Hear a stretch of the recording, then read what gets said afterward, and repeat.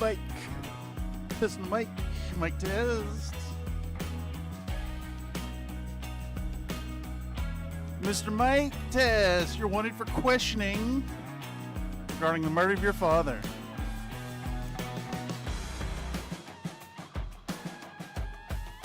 Recent sources indicate that the silver Acura owned by Mr. Mike Test was used by Mr. Mike Test to run Mike Test over.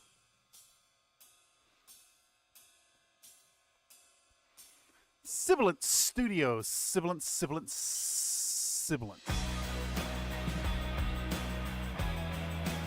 Alright, one more. We're going to do Popping My Pee.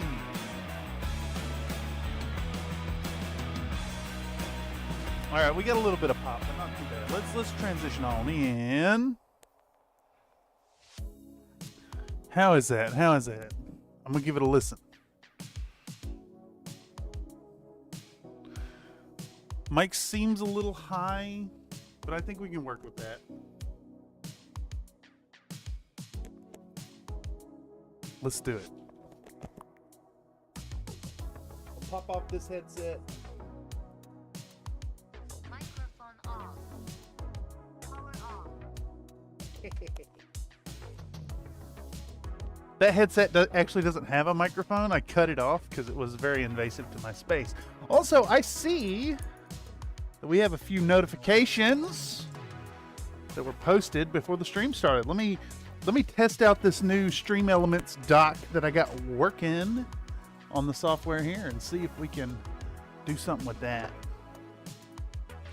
So if I go down into the activity feed here, I can see things have happened.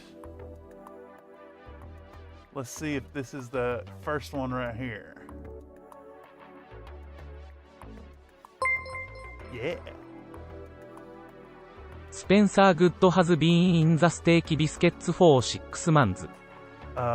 Thank you, Spencer Good. Thank you so much for 6 months of Steak Biscuit support to the channel. It's incredible. We also got a post from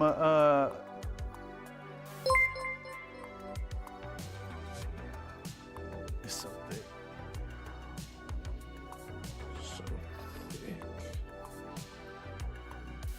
Iron Elemental donated a $5.45 super chat, testing a new device. Thank you for the generous super chat, Iron Elemental. Just so you know, you don't necessarily have to spend money to test your new devices, but it is well appreciated that you chose to in this evening. We also have a super chat that should be fun. It's so thick.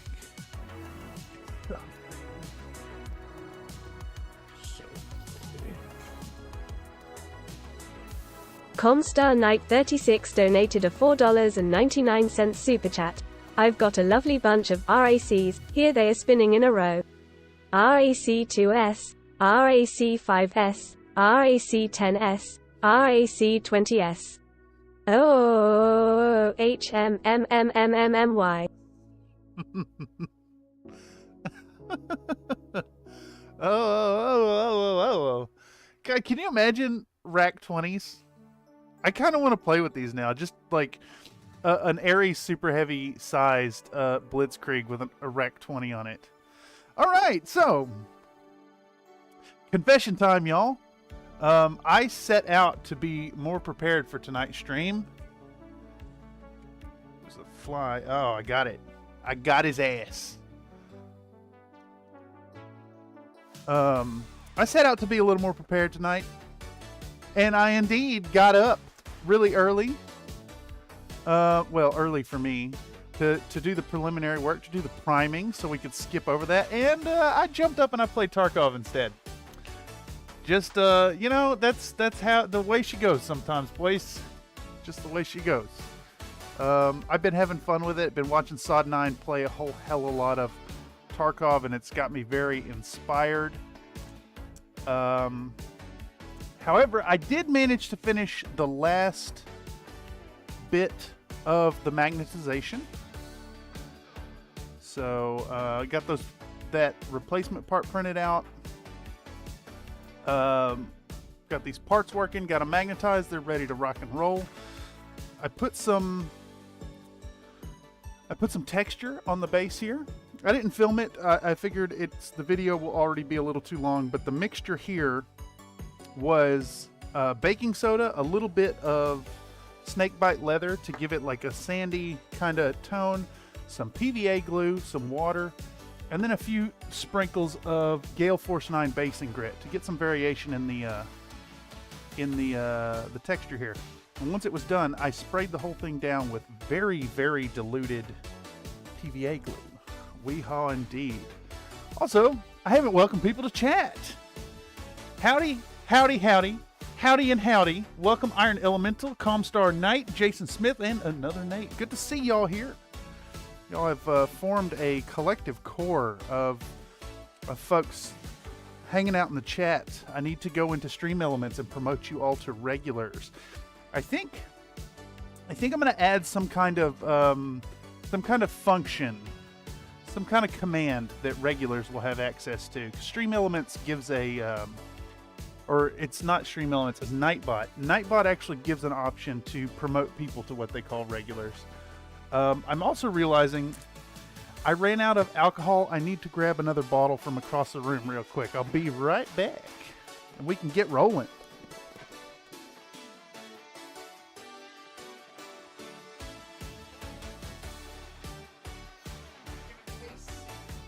I got a case of alcohol hanging out under my desk over there.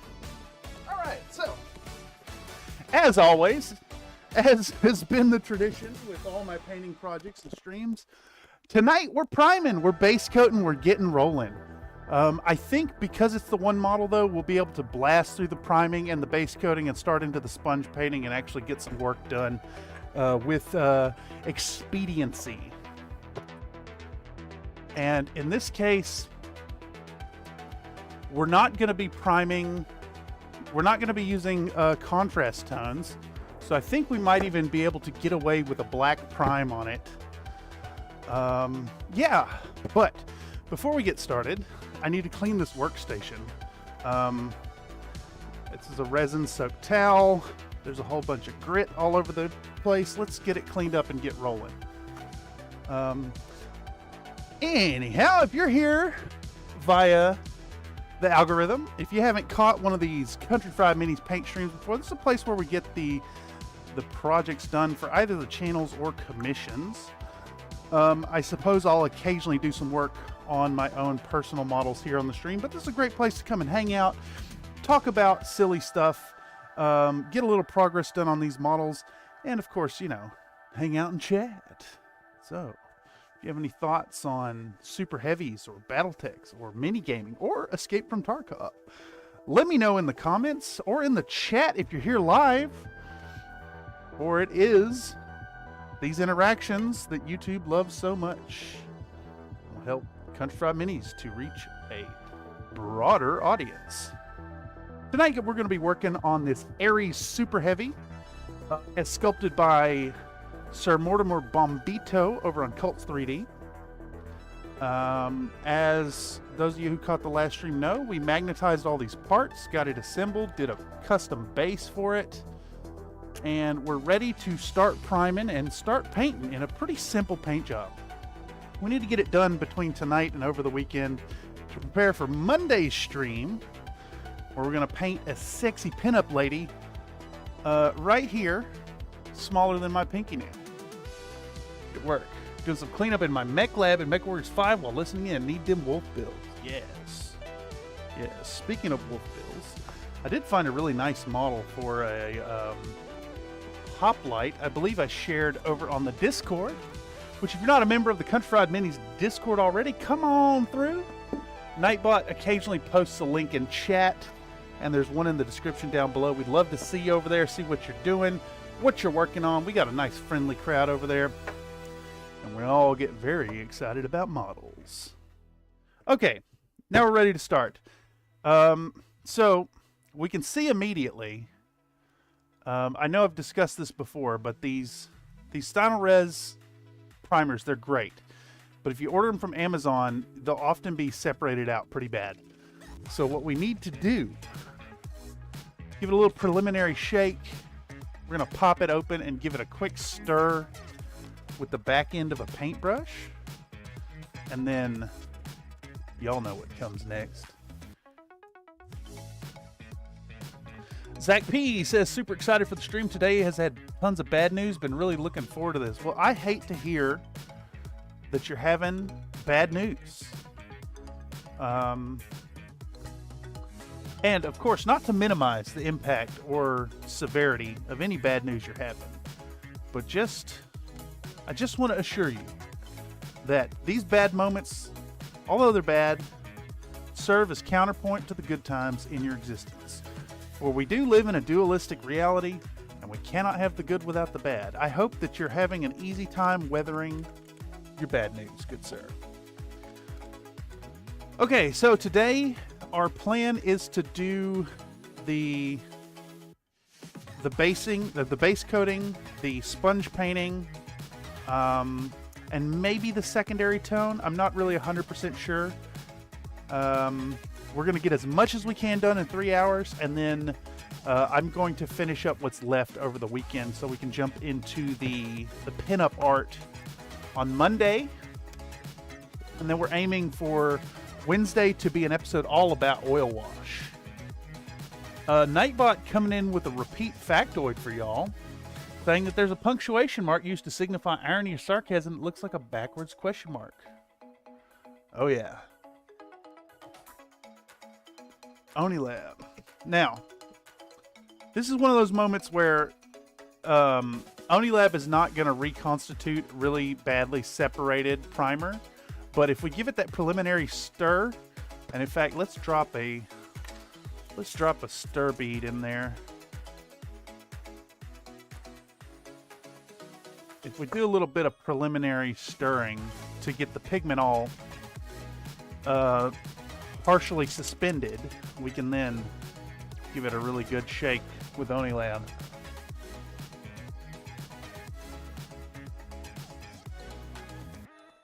Onilab's having a tough time with this big old black bottle.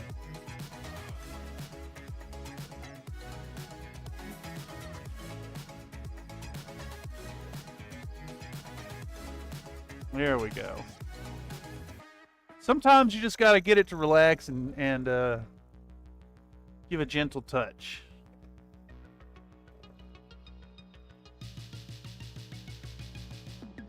Onilab autocorrects Nathan, just putting that out there. Amazing. Yeah. I think the MX Mini may indeed struggle with large bottles of paint. I mean, it makes sense. It's the MX Mini. It's not the MX Micro. I mean the MX Macro. All right. Thank you, Onilab. All right, tonight we're going to do a little bit of black priming. And we're going to try to blast through this as quickly as possible so we can move on to the actual work. But it's fine. Perfectly fine and dandy. Let's start out, though, by cleaning my disgusting airbrush. I still have not cleaned this thing. I intended to do work today. I intended to do preparatory work for this project, and I did not. I'm sorry, y'all. I am negligent.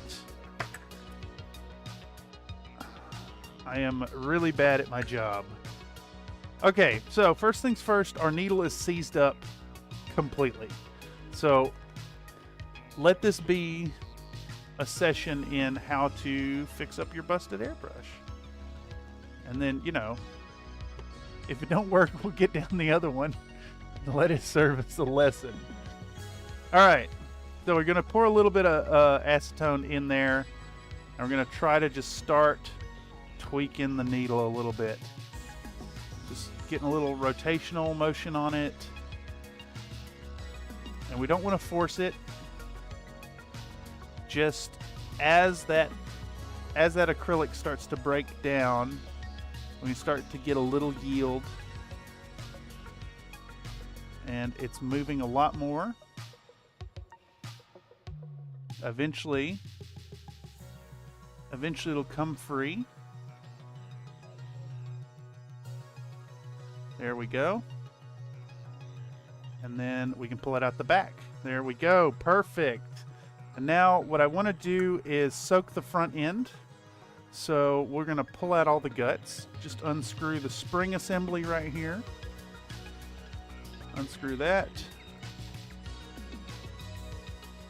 And I like this thing all the way in there so I have a nice tight spring action. Pull out the trigger and the mechanism, the lever. And let's pour a little acetone in the cup here. Now again, this is a plastic cup, and yes, the acetone does partially dissolve it, but generally we work so fast here that it's not an issue. We're going to get acetone in the cup. We're going to get our cleaning brush, our old ratty toothbrush, and just start to give this a good go right here. Get it good and cleaned out. Get this thing a working. You know, I do this because I think it's funny, and then the only one who actually suffers is me. All right, so we're going to take off the cone. The cone, or the cap, looks pretty clean. The cone does not. So what we can do with this here, let's just drop it in there for a second and pull it back out with tweezers. Now we can take our needle and use our needle as a tool to kind of scrape the inside of this. And just push it to the side as you run it up and down the sides, and you'll see it'll push all that gunk out. The acetone is just going to break this stuff right down, and we're going to get rid of all that caked in crap that I should not have done. Should not have done this. This is negligence. This is intentional negligence on my part, y'all. If anything, this should serve as not only a lesson in what not to do, but also a lesson in how to mitigate problems if you run into them, as well as an example of how easy it is to make content. You can definitely half-ass your way through it. Ow! Just stabbed myself.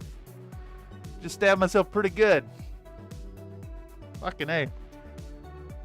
I may have to put a band-aid on that. No. I do not have to put a band-aid on that. I have super glue.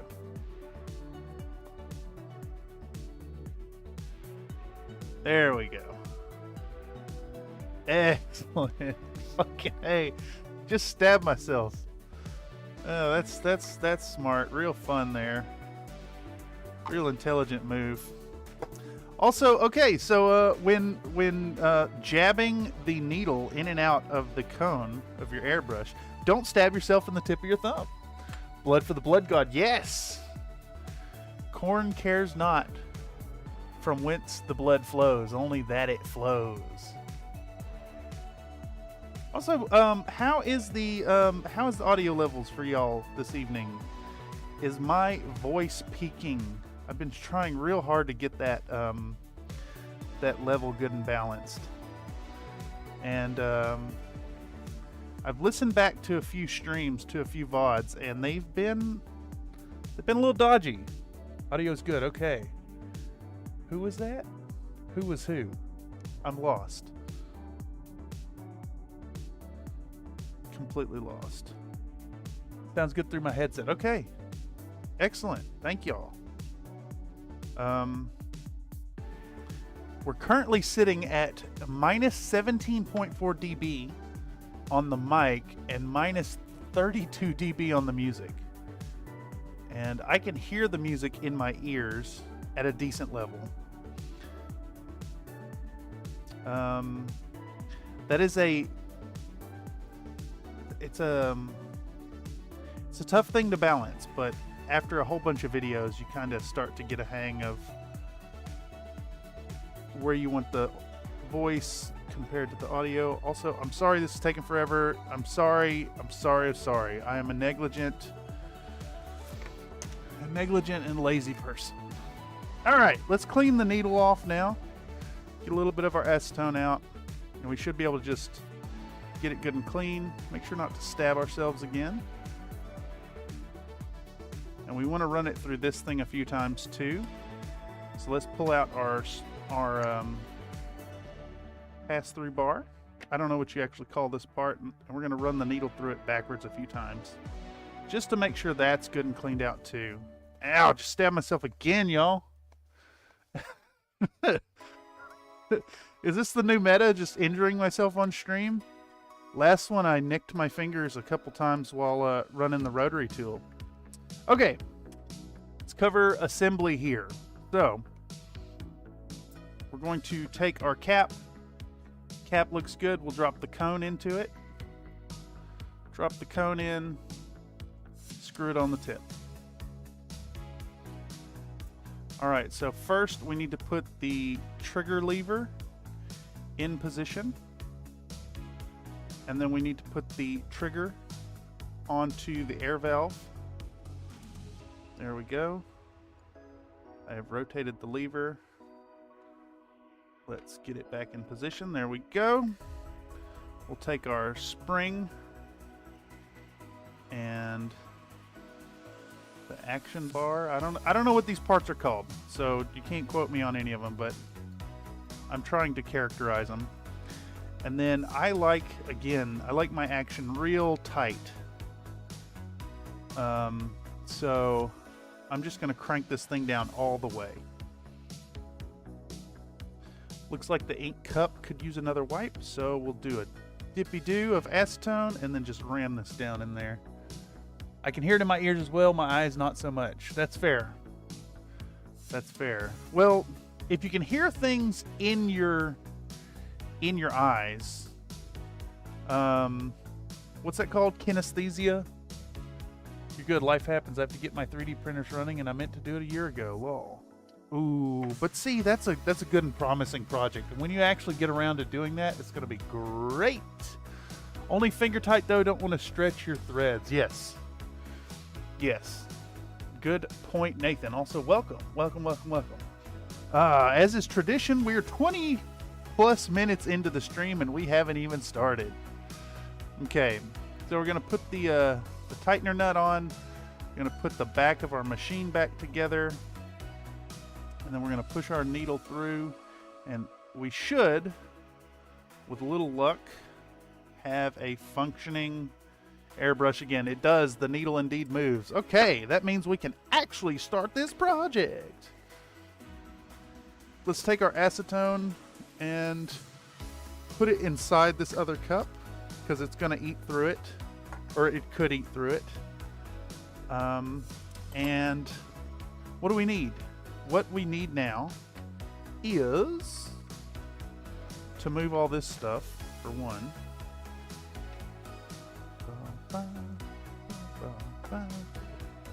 All right. We need to set up and start filming. Put some of this stuff back and away. Put this away. I tried to do some cleanup, and I half-assed did. All right, so get our tripod and straddle it real good. Are you having audio issues? No, I have green levels at negative 17.4 dBs, and I have levels on the music as well. I can do this. I can check if you're trolling by giving this a listen.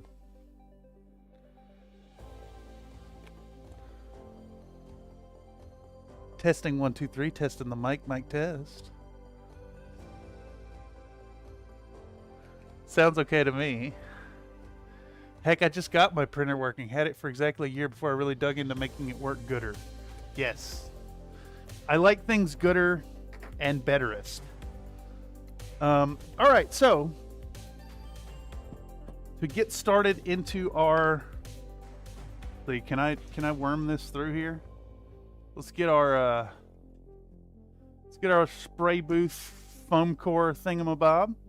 Let's get our 2 jars of water, 1 clean, 1 dirty. Let's get our airbrush and stab our finger again.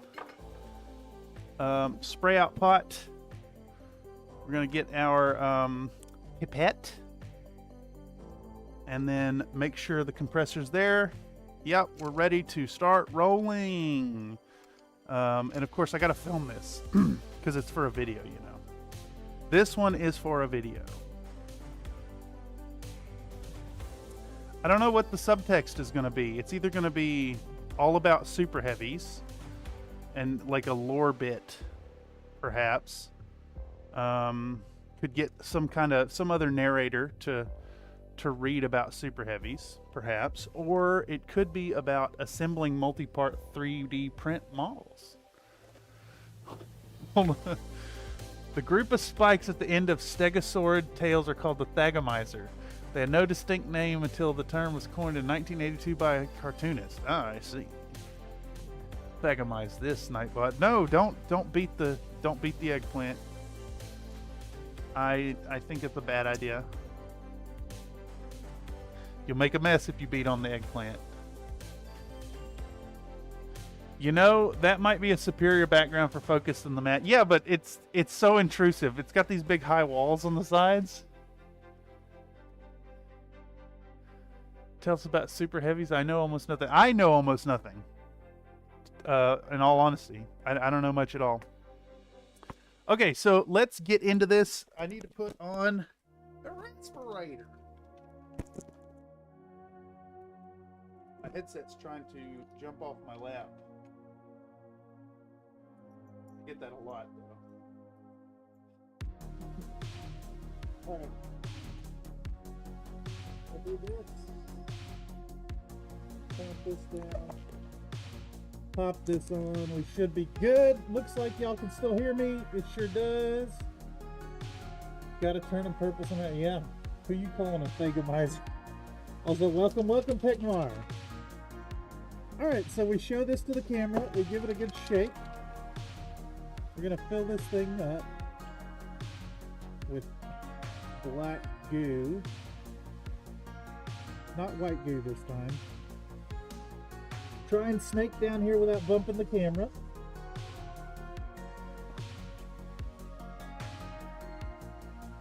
Ugh. My hose is tangled around the light stand.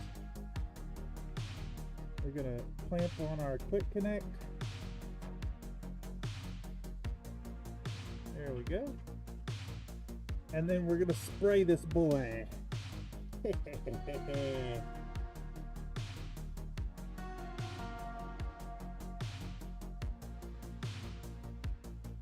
I don't think I cleaned my airbrush enough. I mean, it's kind of half-ass working, but only kind of. It's working good enough, and we're gonna roll with it. I mean, it's not really working good enough.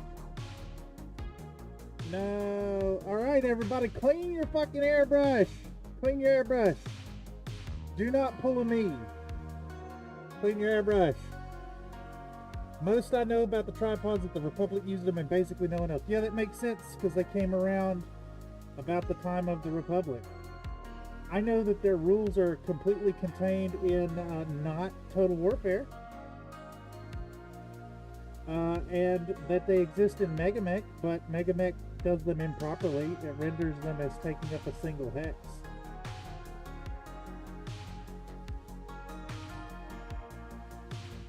Alright, so we're going to spray out this pot's worth of black, and then we're going to blast some acetone into the spray out pot.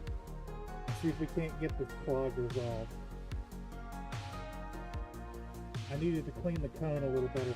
I probably should have, you know, done some prep work and like cleaned my airbrush and not had y'all get subjected to more fuck around.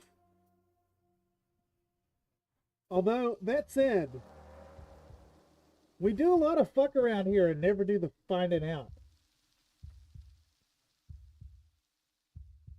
Alright, nobody need emergency moderating for like 20 minutes while I drive home. Yeah.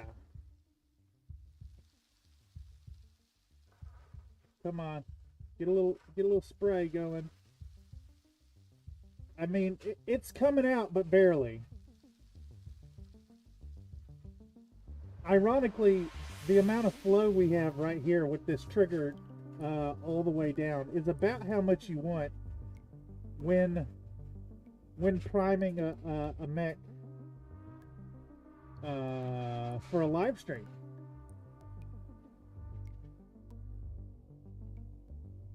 But it is not enough. Okay, there we go. Let's try and resolve this issue with a little acetone. Ah! Spilling stuff. Managing your hoses and talent. Yeah, exactly. Exactly. I sometimes need a little help managing my hose, to be honest. Love this track. Alright. We're just gonna run the acetone through this here airbrush till it kind of tries to start spraying correctly. Zach P says, I think House Davion has a 75-ton tripod. Free World League has a few Ares laying around. I remember seeing the Triskelion, which is a tripod that's not a super heavy. But I know nothing about their locomotion. All super heavies only take up 1 hex game-wise. They can't fit on 1 hex model-wise, which is why they have bigger bases, but gameplay they only take up 1 hex. But that's a choice. So they take up a single hex, but they actually take up 4 hexes. I guess you could always just represent it and kind of abstract where the other parts are, where the other mechs are around it. Alright. Okay. Let's see if that fixed our problem. I hope it did. Let's do another... Let's get another shot of pouring the black goo.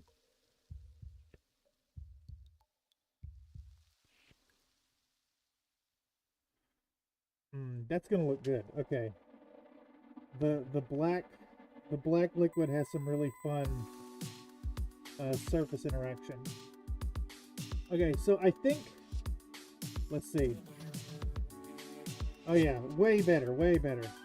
I mean, it's not perfect yet still, but we can work with this. It's speckling really bad. It's speckling really bad. It's speckling really bad. What's my pressure on? We're gonna crank up the pressure. That's better.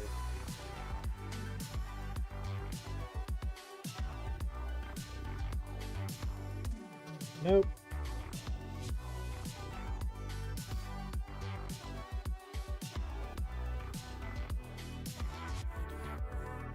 Alright, I may have broken my airbrush by not cleaning it. And it needs a really good soak. You know what? I'm also realizing I didn't fill that fucking hole. Holy moly.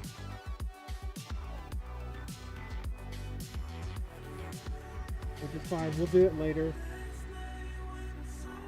I'll fill in the hole before we do the lens jeweling, which I'll do off camera.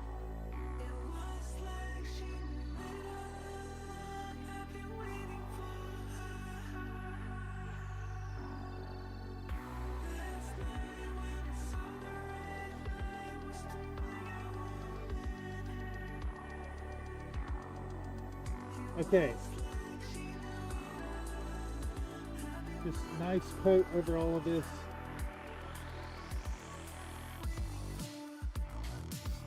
Gotta love a prime stream, yeah? Awful. Kataki's 241 says, in all fairness to Super Heavies, pretty much all the quad mechs don't fit on 1 hex, even the light ones. Seriously, the tarantula models that has it. Yeah, I have one in my collection. It is ridiculous. Also, welcome Katakis. We are priming out of a half-busted airbrush because I did not clean my airbrush because I thought it would be funny. It's so funny, right? So funny to make y'all suffer through the priming.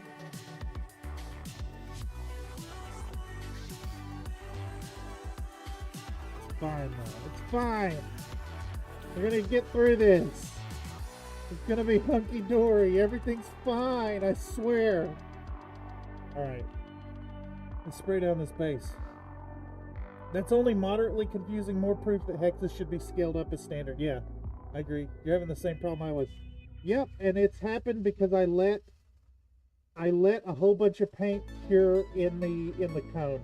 I need to let the cone soak probably for like, I don't know, an hour or two in acetone and really scrape it out good. Because currently I'm using 40 psi to push this paint through. The boat for scaled up hexes was missed by 2 decades, friend. Yeah, you're you're absolutely right. I would love to play a properly scaled game of BattleTech. Either like shrink down the mechs to like proto mech or battle armor size, or scale up the hexes. Either way would be really fun. I mean, the primer's coming out decently, so we can actually just move forward at least. There's a bunch of stuff in the nozzle. Yeah, exactly. Exactly, friendo. Sounds about right, but I also point out the game sort of went dormant for 2 decades. Yeah, exactly. Then make that 3 decades. 95 was before I was born, but that was some of the BattleTech's golden years, right? Yeah. Well, the beauty of that, too, on the flip side, is that the rules are pretty much unchanged. There's a few minor changes that don't really affect the game too much overall. Like going from, what was that book, Max Tech, to just like Tac Ops, and the BMR to the Total Warfare stuff. But effectively it's still the same game, and I love that. I love that aspect so much. Okay, making progress. There's a lot of parts to prime here, I'm realizing. I'm sorry, y'all. I should have done this before the stream. You can blame Sod 9 and Tarkov.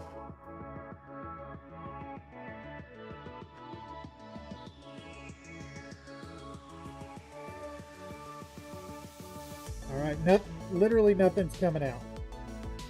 All right, let's put it all on hold and clean the fucking airbrush.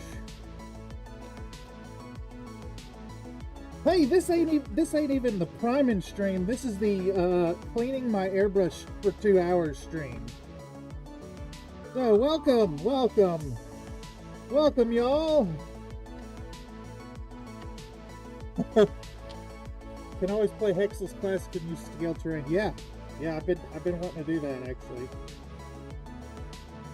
What I find really remarkable here is I put the acetone in it and it immediately sprays through. We told you to prime beforehand, law. Yeah, but you know, do I listen to anybody? Hey, Nightbot is coming through with yet another repeat fact. She just does not get new ones. I'm starting to think that the math function in Nightbot doesn't actually randomize anything, but pulls the same seed for everything. All right. So what we need to do to fix this problem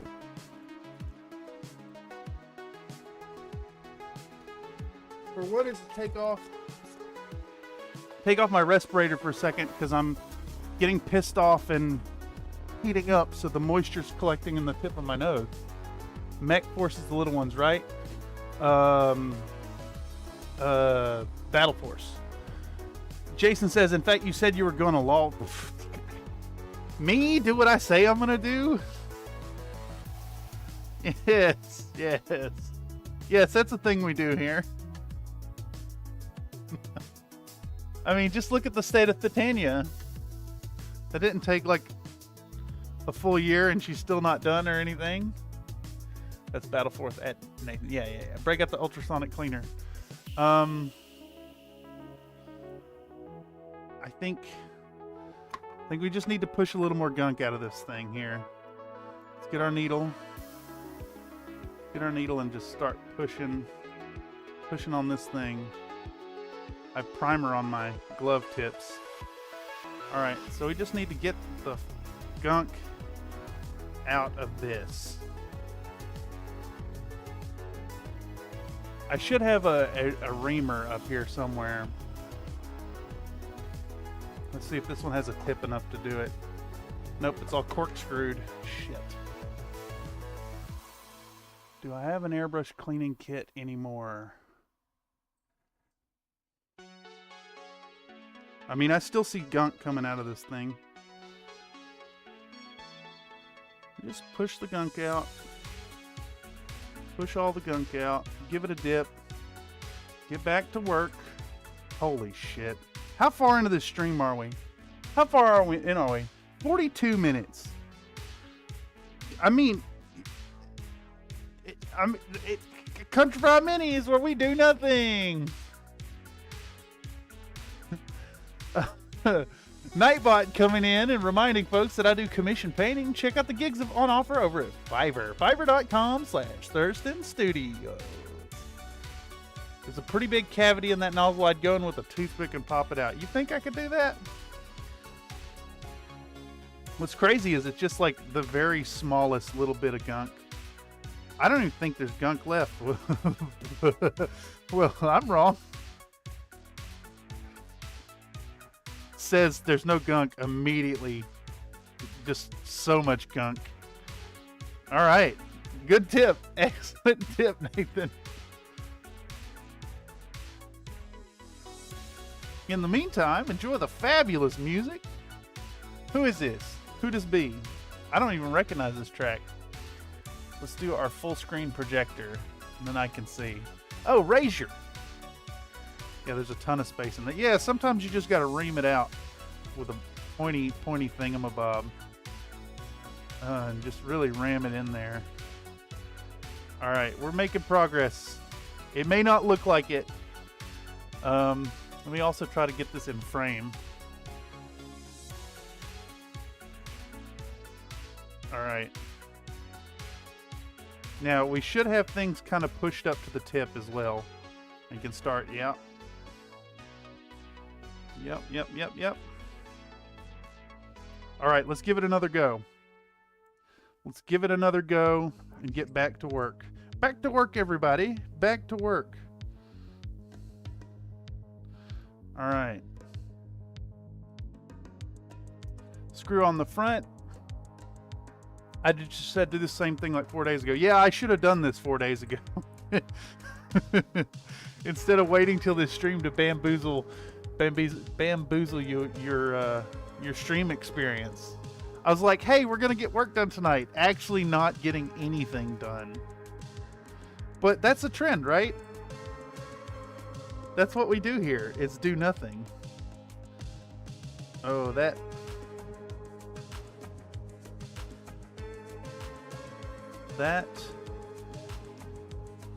not great. There's a piece of paint in there that got pulled through. This is I know I've mentioned it before, but this is one thing I want to knock the Patriot brush here a bit. In that, oh, come on, what has happened here? This has come off the, yeah. Because the needle has this bulb on the back of it, you can't push it out the front, which is the ideal direction to go through. From what I hear, MechForce UK was a fan group that published Battletech fan TROs and scenario packs. Some of their designs got models from Ral Partha, all non-canon, of course. That sounds really fun. And I'm pretty sure all those mechs are in Mega Mech, in the unofficial section, which is really cool. All right. Nate recommends spraying water after acetone before pouring paint in. Yeah, let's do that. Let's do that. So we're going to blast acetone one more time. The action does seem okay. We're going to get our dropper with some clean paint, or clean water. And we'll blast that through. The action feels very smooth now. Fingers crossed. Fingers crossed. Let's see if this works. Let's see if this actually sprays. Let's put our finished bits to the top. A little bit more Stynylrez.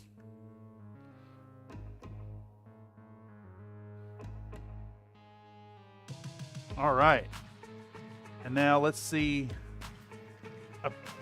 Perfect. Yep, if it's got UK at the end, it's one of theirs. Yeah, exactly. Hey, thanks for the info, Kotaki's 241. Really excellent share on your part. Thank you for increasing the knowledge of the community with your knowledge. Together, we learn. All right. Yeah, whoa, it's going on real smooth now.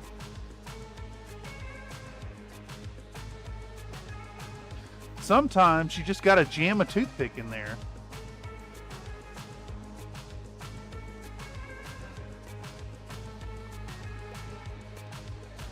Can y'all see the cloud of aerosolized acrylic paint in my little face cam? I should probably have a respirator on. Probably.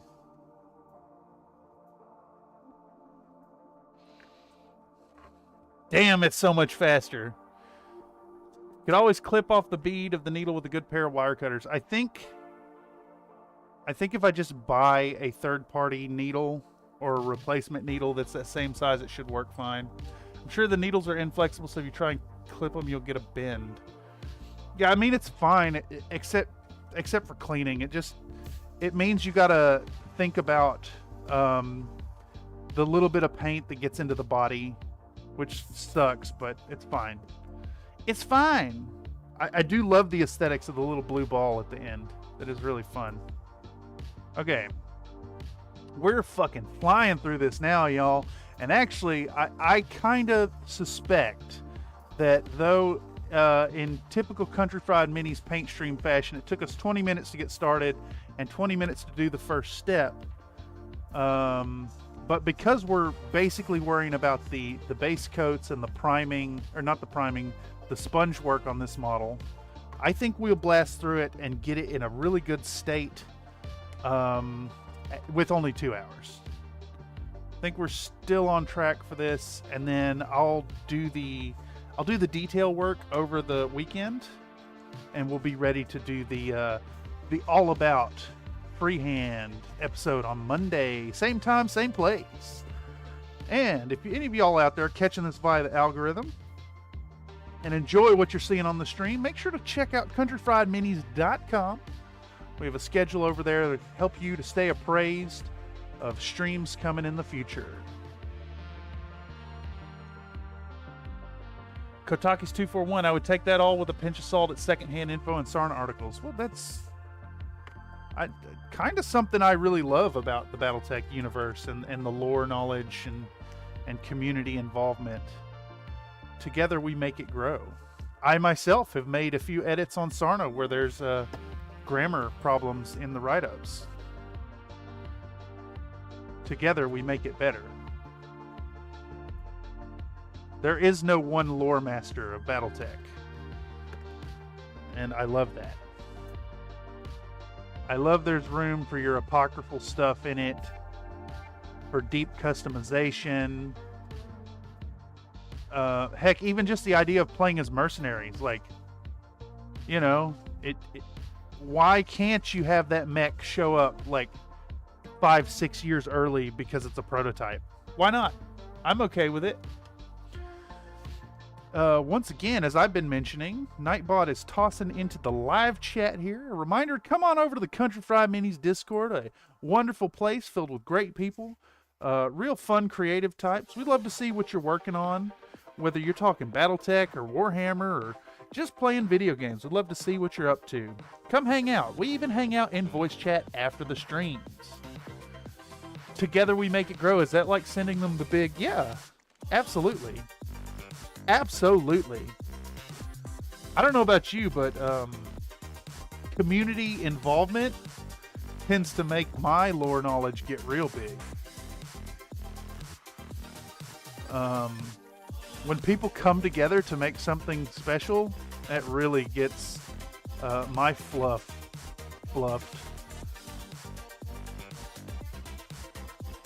All about it. Uh-oh, we got another jam. No! No, not now. Not now, you bastard. Okay. We blasted it out. Hell yeah, 40 PSI, let's go.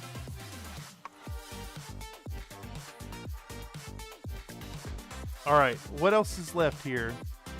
We have our little Savannah Master. It makes my dragon the Grand Dragon. Hell yes. A little bigger than normal. A little beefier. A little more power and girth to it. I'm all about it. Come on. Oh, I'm trying to blast through a clog that doesn't exist. I just ran out of paint. Oh, yeah.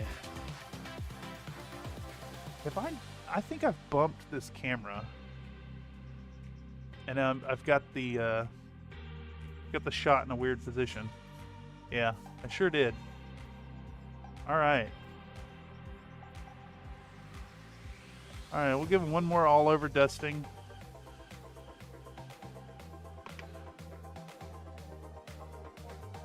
Hit them first parts again.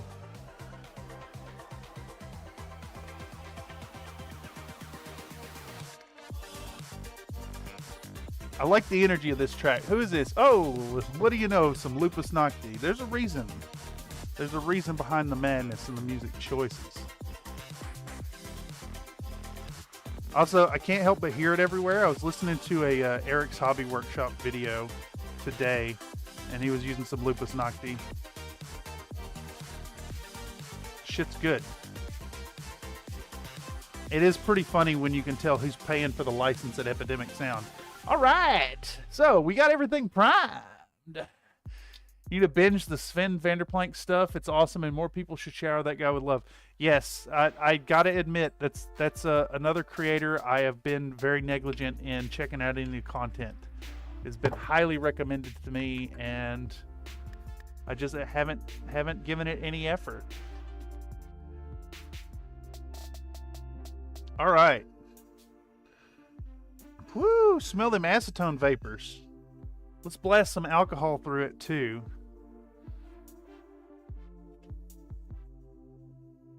Make sure to balance out the acetone fumes with a little bit of isopropyl fumes, which will balance out all the atomized acrylic paint that I've been inhaling because I'm not wearing a respirator like an idiot. All right, tonight I'm going to do this. I'm actually going to do this, and we're going to take our dump out pot. Oh, come on. There we go. And we're going to get our spray bottle, and we're going to give her a good rinse out. And I'm actually going to pull out the needle. I'm going to pull out the needle. And I'm going to give it a little acetone wipe down. And I'm actually going to clean it up. Not to promote other YouTubers, but that guy's on a ho nubba levo. Yes, please. Please promote other YouTubers. Please. This is a wonderful platform where people can, not only create and have fun, but achieve some level of success. And even if it's promoting big channels, like what is it? The tide raises all boats. All boats rise with the tide. Something like that. No, please do. Please share. This is a sharing community. This is not a, you can only watch Country Fried Minis. No, I ain't that guy.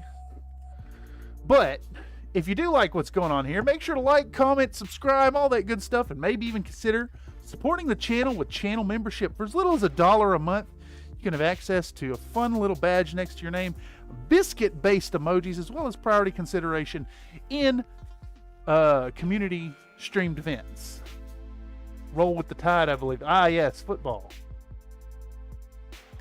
Yeah, that little filter on the cleaning pot is very bad at filtering out acetone fumes. LOL. Yes. It went directly into my lungs.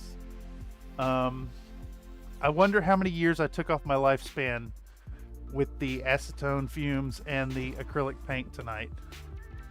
All right, let's get our parts. Let's get our parts out.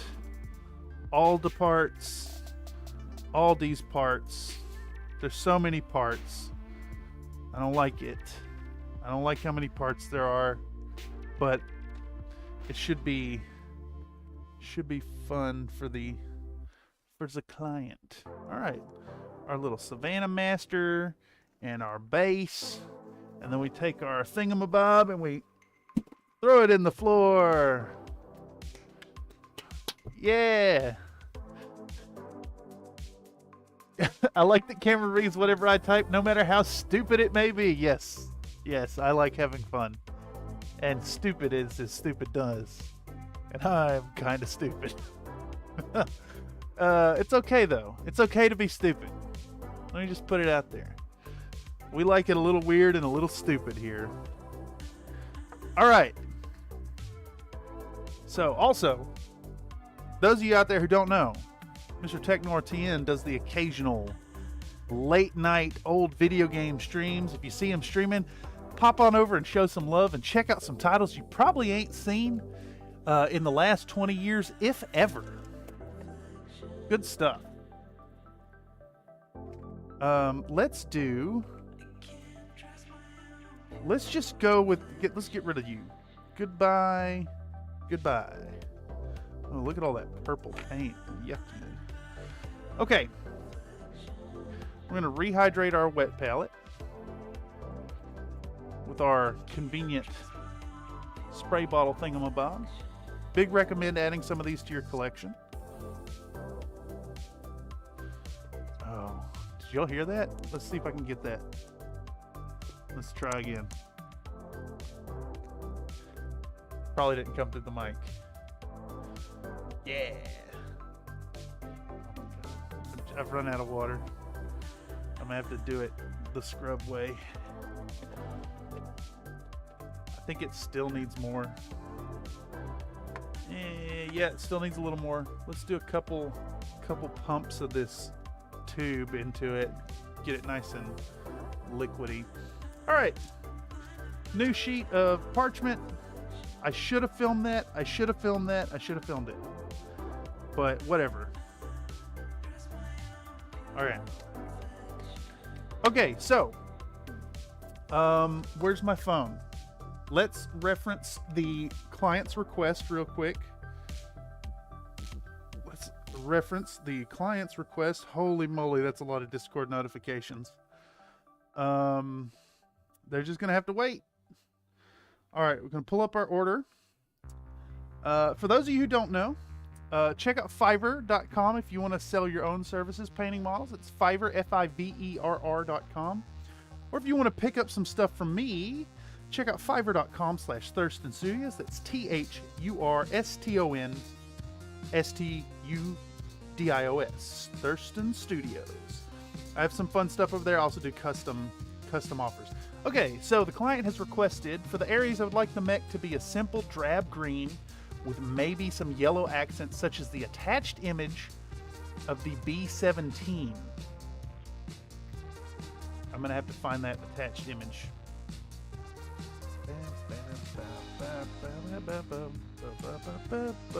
Yep, okay, so we're going for just simple green.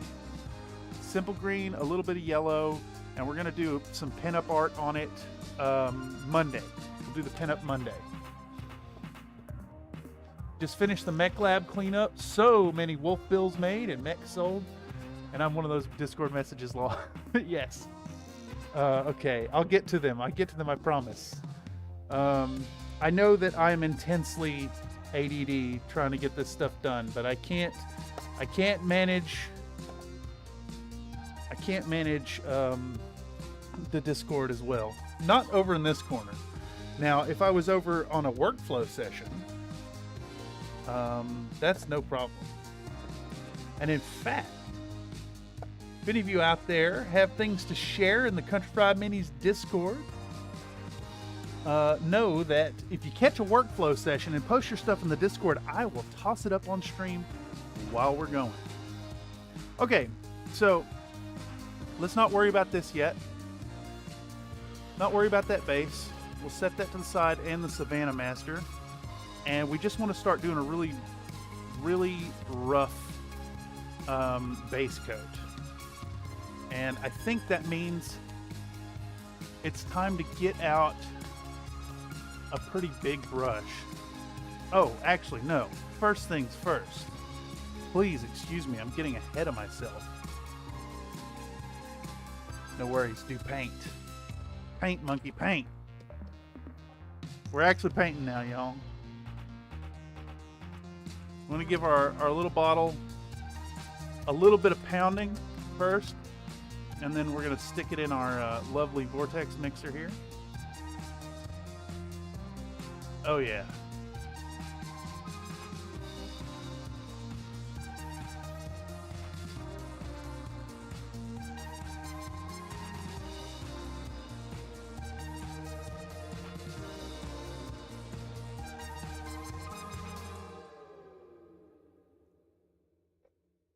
All right, and then we're going to keep Oni Lab on the ready because we're going to need her soon. All right, so we're working with... Shit, I should have been filming all of this. Shit. I should have been filming all of this. What am I thinking? I'm sorry, y'all. Okay, get Oni Lab, you've got this. You're damn right. And we're about to have to bust Oni Lab back out one more time because I need to film this. For those of you out there who are interested in filming your own paint videos for YouTube,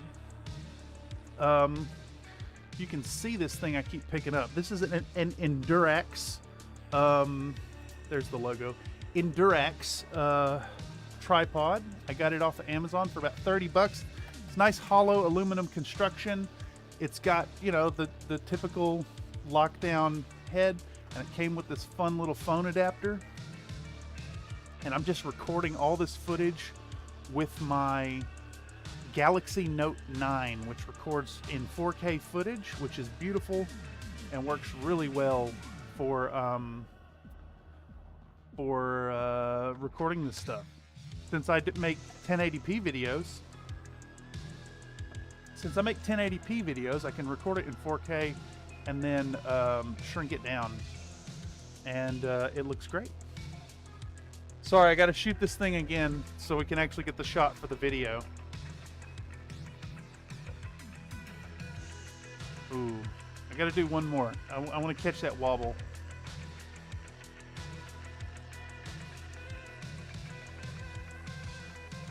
But yeah, if any of you out there are interested in putting together your own videos on YouTube, feel free to reach out to me. I can be reached either here on YouTube, live in the chat, via comment. My email is available on the About page, or check it out on the Discord. Don't ever hesitate to @ me with a DM over on Discord. If I don't get to you right away, I'll get to you as soon as I can. All right.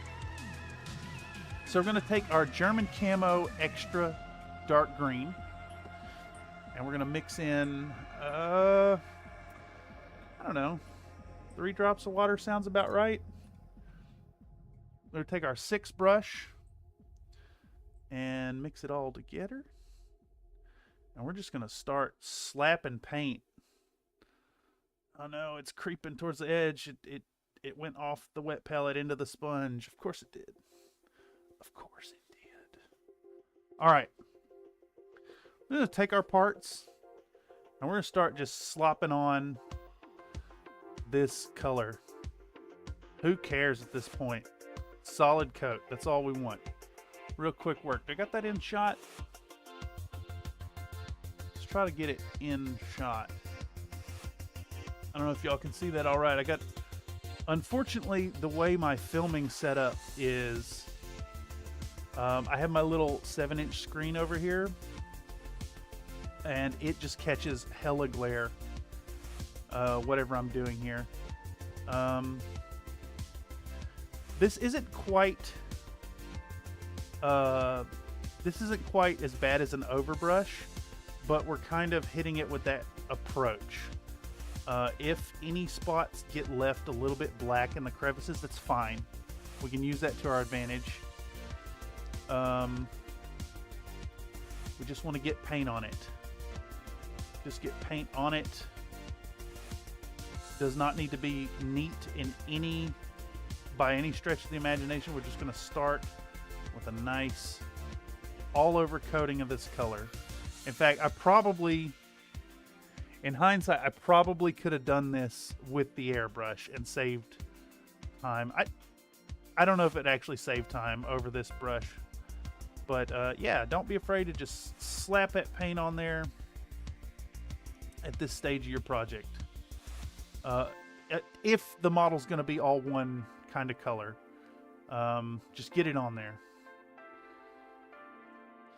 Emery coming in with a sausage biscuit. Howdy, howdy, Mr. Emery. Hope your evening's going great. We're finally getting a little work in. We're about an hour in, would you say? Yeah, about an hour, a little over an hour. Had some hiccups with the airbrushing segment, which of course I thought it would be funny to trigger the community and not clean my airbrush, because that kind of meme has been happening. And the only one suffering for it is me and my stream. So we spent what, 20 minutes cleaning that thing out?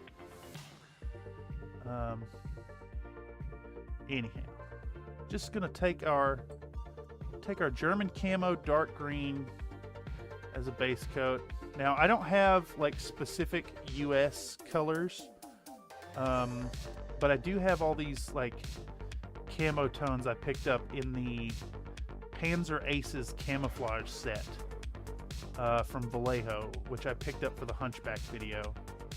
And they have a really great selection of browns and greens, especially these German camo colors.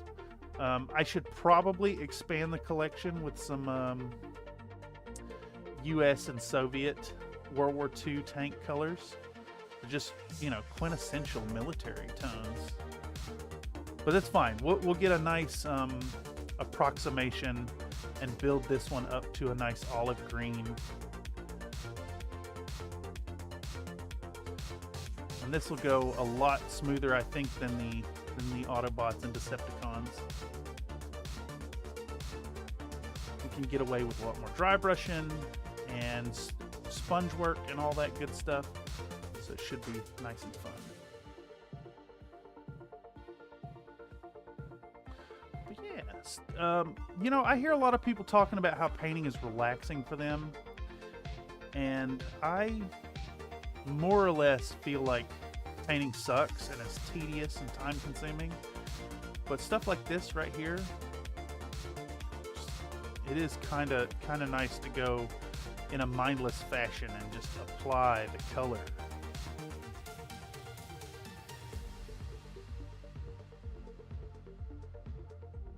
All right.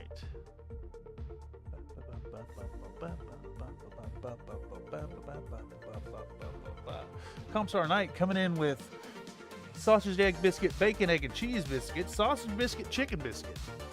If you yourself would like access to these fabulous emojis here on the Country Fried Minis live streams, consider joining the channel member for as little as $1 a month. The Jelly Biscuits tier has access to these fun emojis. Plus, once we hit a critical mass of members, I can add more. And, you know, YouTube gives a pretty good cut, and I'll probably do some exclusive videos for members only at some point. I gotta admit, wintertime, between the Christmas holiday and then the New Year, and the fact that I'm not in school currently, I gotta admit, I've been using a lot of the time off to not be productive. That said, the time off I have had has kind of been getting poured into this commission, which has a deadline that is fast approaching. All right. Just about have an all-over coat for the legs. I see a few spots that need a little more, and it's fine if they're not perfect. We'll clean it all up with the sponge work here in a moment. But we're gonna blast through all these parts just in the same fashion. Very quick, haphazard, jabby attacks with the brush.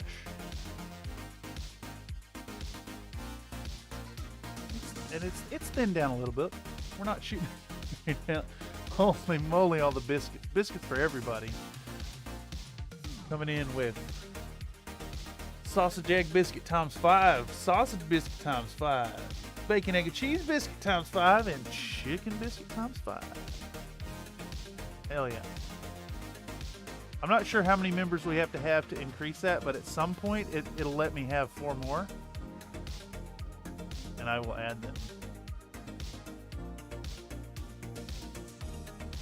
I want to say it's 20 members.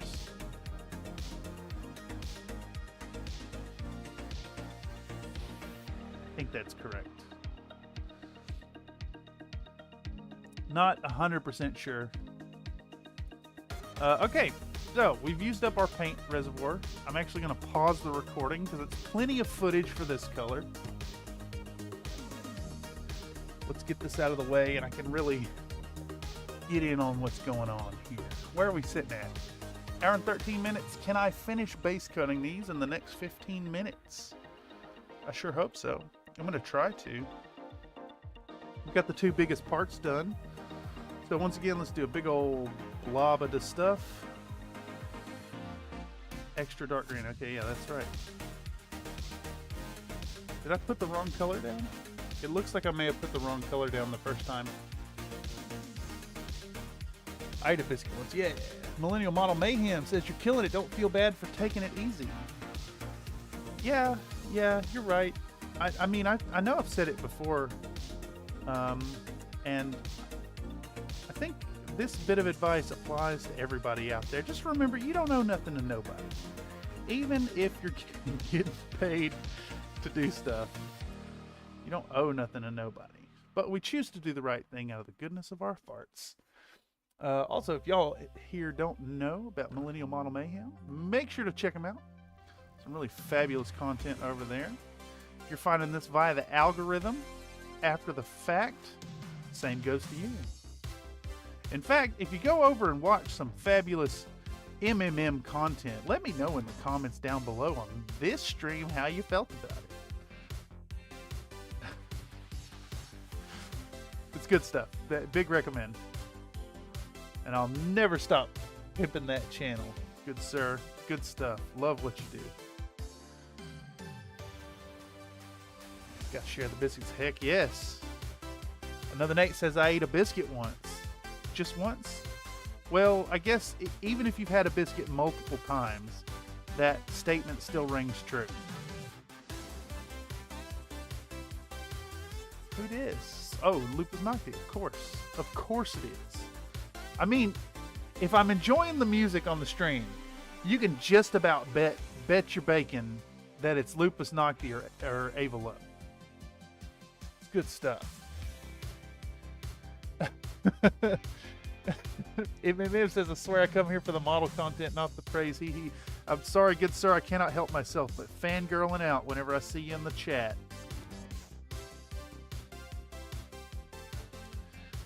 It is definitely up there on my recommended list. Good stuff. I have a mild interest in Gunpla. The most I ever did, I recall, when I was a kid, I had the old Wing 144 scale kits, HGs, the really like low quality snap fit skill level ones. They were really good. They were really fun. I'd love to see what I could do with one of those now. Could make for a fun project, perhaps. Outside of that, I did a 1/100 scale heavy arms, and used it for a night in 40K. Worked perfectly. I can't remember which one it was called. It's the one with the Gatling cannon. Castellan, maybe? No. I can't remember. It's been so long. But it was great. I picked up one of those big oval bases that the knights are on, and then glued it down and put it in position, and it worked just fine. And it cost me like 20, 25 bucks instead of 150 for the damn Imperial Knight. HG Gunpla is my favorite kit bashing. Yeah.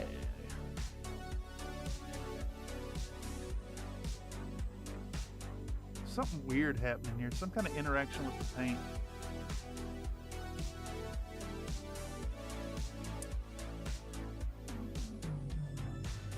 I don't know if y'all can see that, but like near the magnet here, the paint is like foaming up and separating out. Not that it matters because it's, you know, on the magnet. I wonder if it's pushing out resin or something. All right. Oh, look at the fingers. The absolute state of these fingies. Nice night proxy. Heavy arms, yeah. Another Nate says, I watch a Millennial Model Mayhem stream once. It was all right. Burps were top notch, however. Yes. I do. I am a fan of that whole shtick you do. I think it's important to have, like, for lack of a better term, these characters. I think your ASMR burps are as much a character on your streams and videos as you are. Like here in the corner, I got the bullshit corner. I got the Oni Lab. Even the introducing the videos with, I'm Cameron presenting on behalf of Country Fried Minis, Country Boy in the Big City. All that. It branding. It's good stuff. Green could be iron oxide. Yeah, what is it? It's like iron oxide 3 or whatever. One of the states of that. One of the states of the iron oxide is a dark green color. Oh, yes. It makes me happy to know that, yeah, it just immediately starts foaming when it hits the magnet. I bet you're right. I bet it's iron oxide. Thank you for the mild science, another Nate. I'm a fan. Okay, damn, this is taking ages. All right, extra dark green. Check the bottle for magnetic attraction. Yes. Yes, it does. It does indeed have magnetic attraction. It's very, very weak. But my lifting magnet pulls to it. Very cool. Oh, man. Well, that's a reminder out there. Don't lick your paintbrush. Don't lick your paintbrush. Don't lick the brush. It's heavy metals. Don't do it.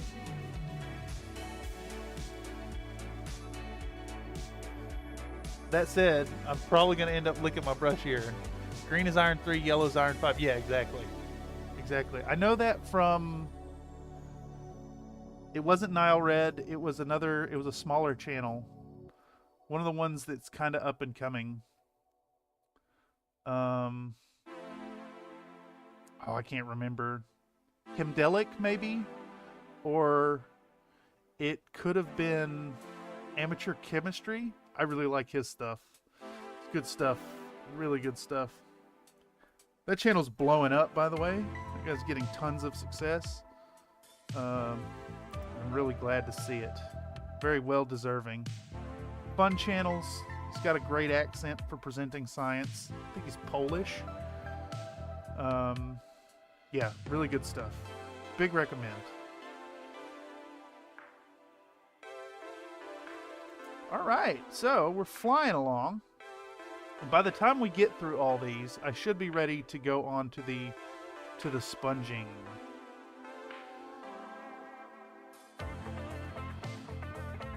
Who dis? Oh, that I forgot to update Low 5 Lisboa. Here we are again. I'm reminded of the message. Moderation staff is going to be upset with me. You know who you are. And I know who you are. All right, let's jam these holes a little bit here while we're at it. Make sure that the paint is really good and pushed down into them and not creating sealed tubes. There we go. Did I already do the other one? No, I'm about to though.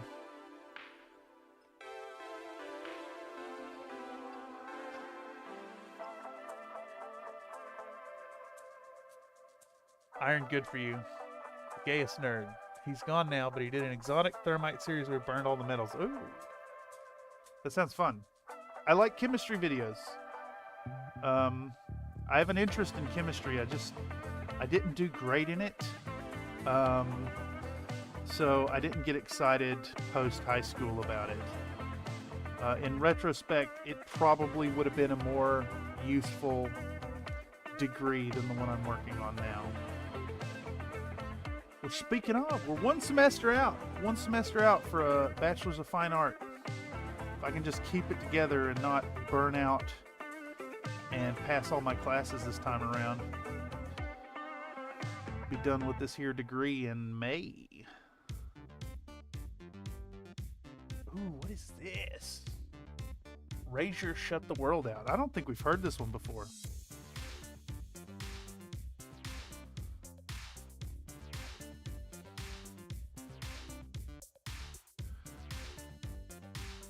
I like this. Now, I did listen through all the Razor songs and ended up putting the whole album on the playlist because it's just too good. Too good. Big enjoy. I even remembered you like super hard right in the ivy.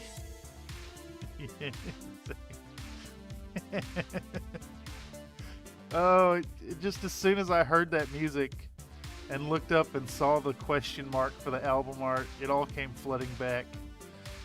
Yes, yes. Hey, I am really good at letting staff down. Unpaid staff, of course. I don't give no money to nobody. That's not true. That's not true at all. I support a few creators. So I guess I do give money. I also give Epidemic Sound money. And I may be working with a community member to produce some art. And I may be hiring someone special. So maybe I could pay you. Maybe I could pay you. I'll pay you in sexy pinup models. Or wolf bills. Wolf bills, that's it. Last semester's always tedious, but worth it in the end. Yeah, I'm ready. I'm so ready to be done with it. I actually so I started college kind of because I was lost and didn't know what to do with my life at the moment, and ended up taking a whole bunch of extra courses. So between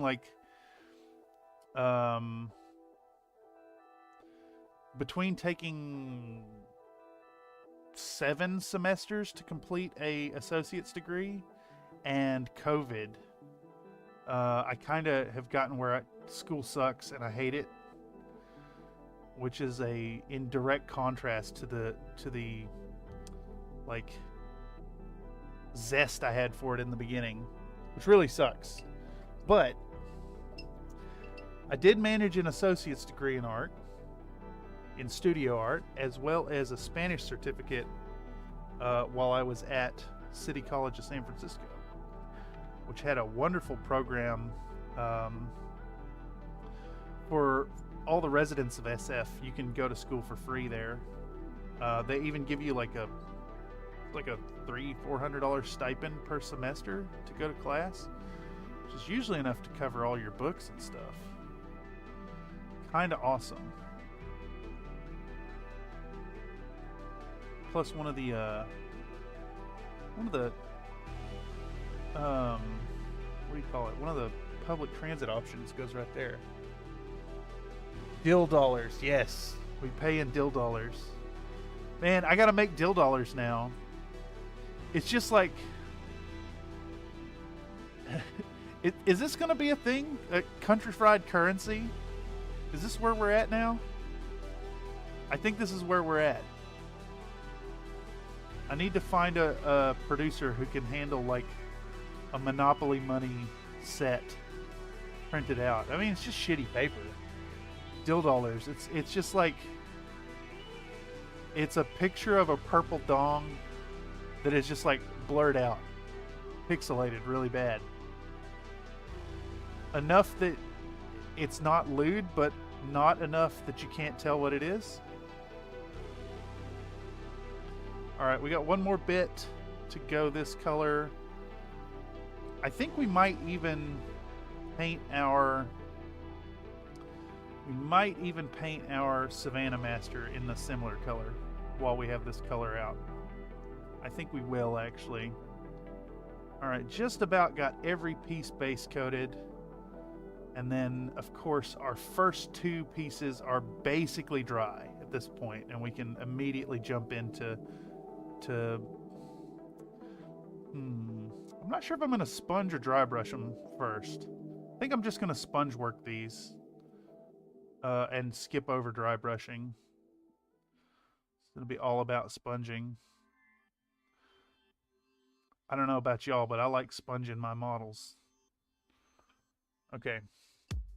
We're going to do the same thing here and jab another brush into the MRM tubes just to make sure they don't clog up.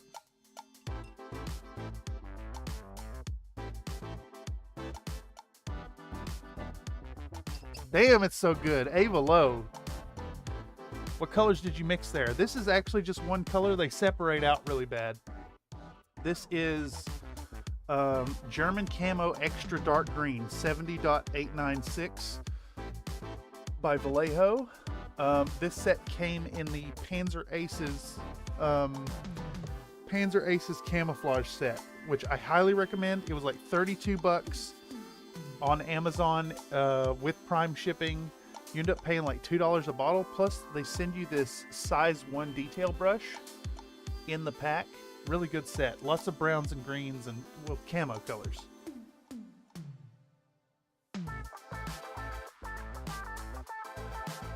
Damn, Evelo, it's good stuff. Nightbot coming in with a factoid saying that the word kimono literally means a thing to wear. Ki is wear and mono is thing. Well, how about that, Nightbot? Thank you. A new fact. I'm glad I didn't fire you, Nightbot. I'll take cat bills. My floof needs nip. Yeah, we'll do cat bills next. Mad cat bills. Are there any cat factions? Are there any cat mercenary factions, I should say? I mean, there's a Smoke Jaguars. Smoke Jaguar symbol on a cat bill.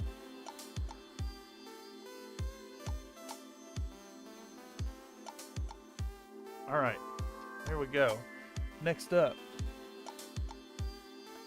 Ooh, inspiration whispers in your other ears. Yes, yes. In my back ear. That's where you gotta whisper to get the idea.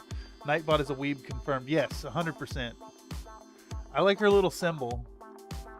She reminds me of the kind of the Reddit guy, but cuter. All right.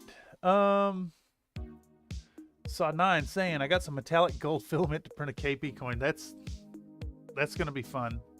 I really love when you can make a meme, make a physical prop for your memes. It's so good. So I'm dealing with a bit of a problem here for this base. I don't know if y'all can tell that I put a whole bunch of PVA glue on it, and it caused it to warp upwards a little bit. And then of course we also have, I can't set it flat because we have this peg protruding. I rammed this pin through to keep the hole intact for when we put the Savannah Master on it. Okay, next step. What's our next step? Next step is to cough. All right, we're gonna take, so I have these pieces of foam. This is packing foam that comes with Infinity models, so I have a whole bunch of it floating around. If you're gonna sponge paint, you can get away with like kitchen sponge, but I recommend like a small cell type foam like this. I don't know if that detail will come through at all.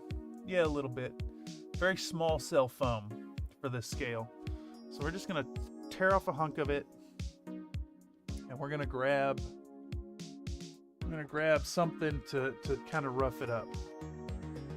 And I should be showing this to the camera and filming it. So please excuse me while I do it again. So once again, we're gonna straddle the camera.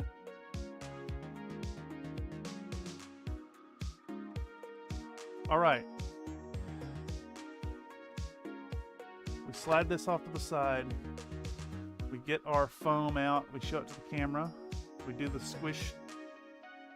That's going in the video. We do the squish thing for it. And then we tear off a hunk. There we go. And we regard it for a moment. Then we get out our clip, our pliers. And we're just gonna pull at a little bit here and there. I guess I could do this with my fingers. In fact, I'm gonna do it with my fingers. This is ridiculous. All right. Just gonna rough it up. We want to get rid of our sharp edges. This needs to be more like amorphous. Just give it some irregularities, because the idea is when we start sponging on the paint, we don't want to be putting down the same pattern every time we jab at the model. All right, there we go. And we're going to take our German camo dark green, which is a separate color from our extra dark green, and we're gonna put a blob of it down. And if I recall correctly, this stuff was not quite dark enough, or not quite light enough for a step up when we did the hunchback. So we actually need to mix this with, where's she at? That's uniform green. That's Luftwaffe camo green. There we go. Intermediate green. No, I'm wrong. We're just gonna mix in olive green. I realize if I put the intermediate green in it, we're gonna move it to a territory that's not gonna work. It's gonna be more like blue greenish instead of yellow greenish, which we want the yellow green from the camo green. So we're taking our dark green and stepping it up kind of 50-50 towards olive green. There we go. And we want this kind of thin, so we'll take some water and do like, I don't know, 4 drops of water. Doesn't need to be perfect, just get it in there. We want it kind of thin. Some sirens coming through for y'all? Yes, I always save these little foam things. Yeah, they're super important. If you're a mini player and you have models, like, you don't need to buy those foam brushes. I know the foam brushes are cheap, but these basically do the same thing. We're gonna take our spongy lad, and this is the first layer, so we don't need it as dry as like a dry brush. We're just gonna take it and we're gonna start. Oh, that's still way too wet. Just gonna start. Shit. Let me wipe that off, kind of. I'm just gonna start jabbing this on there, and you'll see you get a nice pattern going on. A nice rough effect. And we're just gonna go around the model.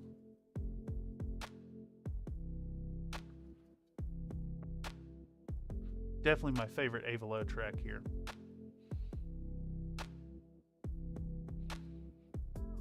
All right, and we're just gonna jab this thing. Jab this thing with paint. That's it.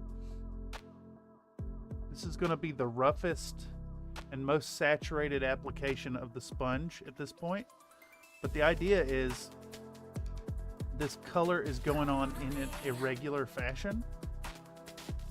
Going to create very natural variation to the tone very quickly, kind of in the same way a dry brush would. It's going to avoid going into the crevices, and we're going to layer on a few tones of this, and layer on a few tones, a few layers of this in ever lightening colors with less paint each time. And it's going to create a wonderful color modulation and do a lot of the heavy lifting for the shading, because it's going to leave the darker colors in the crevices. I mean, obviously we're going to go back in with a brush and pick out some of those other tones, but it's good stuff. Might want to read on air.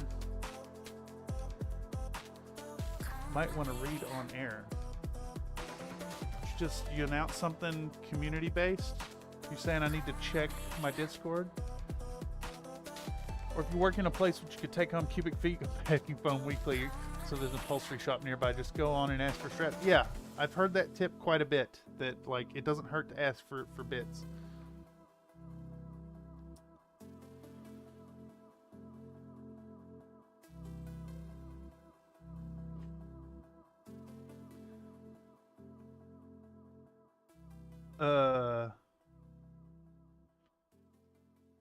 Okay. How do I take this here? How do I push this? How do I push this, Nate? How do you suggest I push this?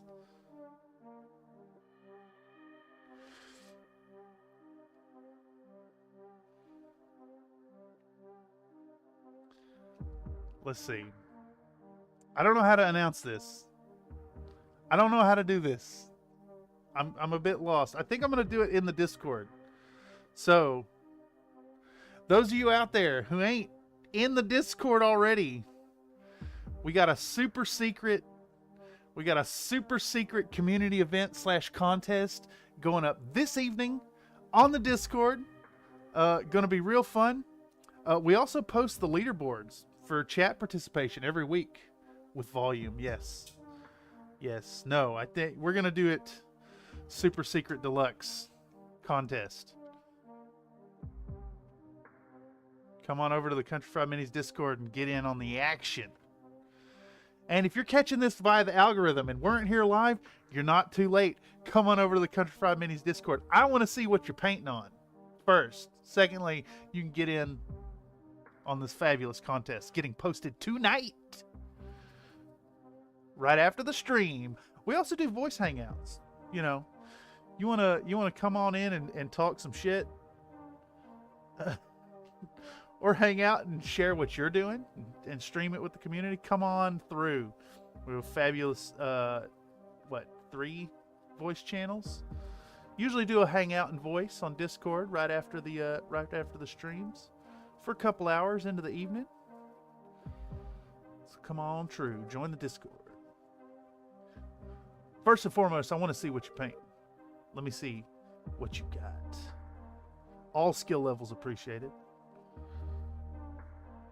No unsolicited advice. Good vibes only.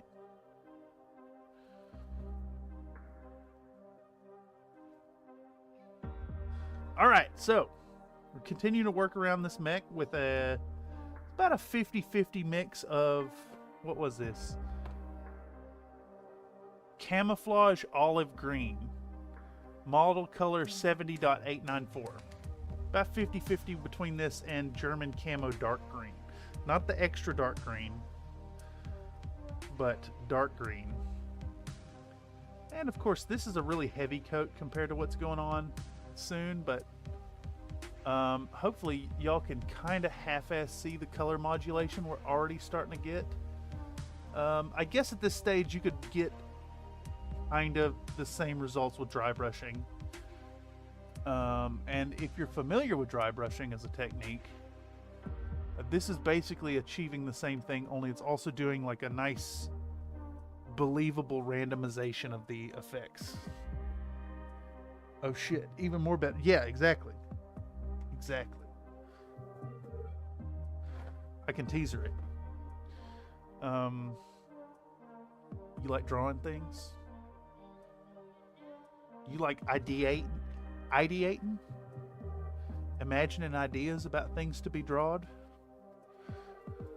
You like inside jokes? Well, no, you do. You want to get in on them inside jokes? Come on over. Come on over. We want to see it. Show me what you got. Again, mostly, I want to see what you're painting. I want to see what you're printing. I want to see what you're doing in video games. All right. We're running low on the paint, so let's do another layer. Let's do a time check. Where are we at? An hour 42, and we're getting into the first highlight layer. Or I guess this is more of the first mid-tone layer, I suppose. So we're gonna 50-50 mix our camo dark green and olive green. We're gonna put like 4 drops of water. Bink, bonk, bink, bonk. We're gonna stir it up, get it good and mixed.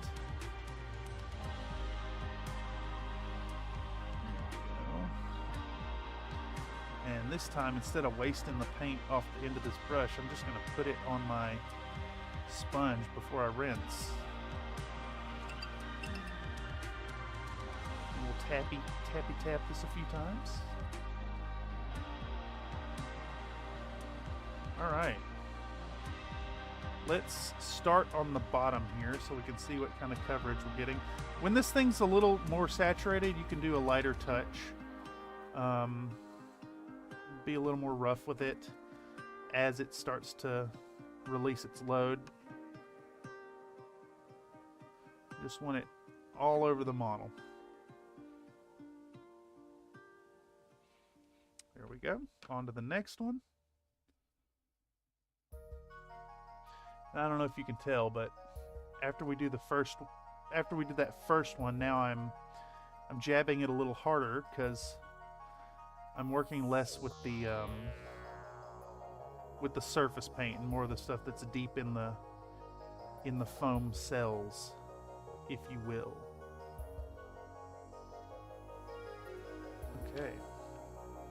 Continuamos. We shall.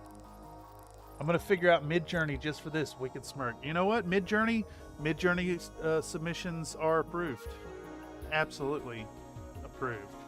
So that's another little hint for the super secret Country Fry Minis community contest. Will your submission become merch? Will your submission become canonized inside joke?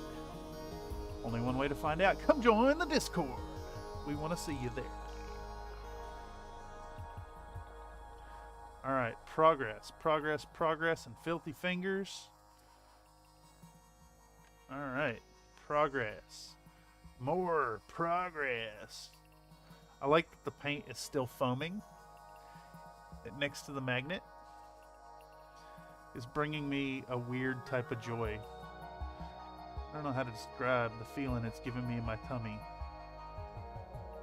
It almost makes me want to ho ho ho like Santa Claus.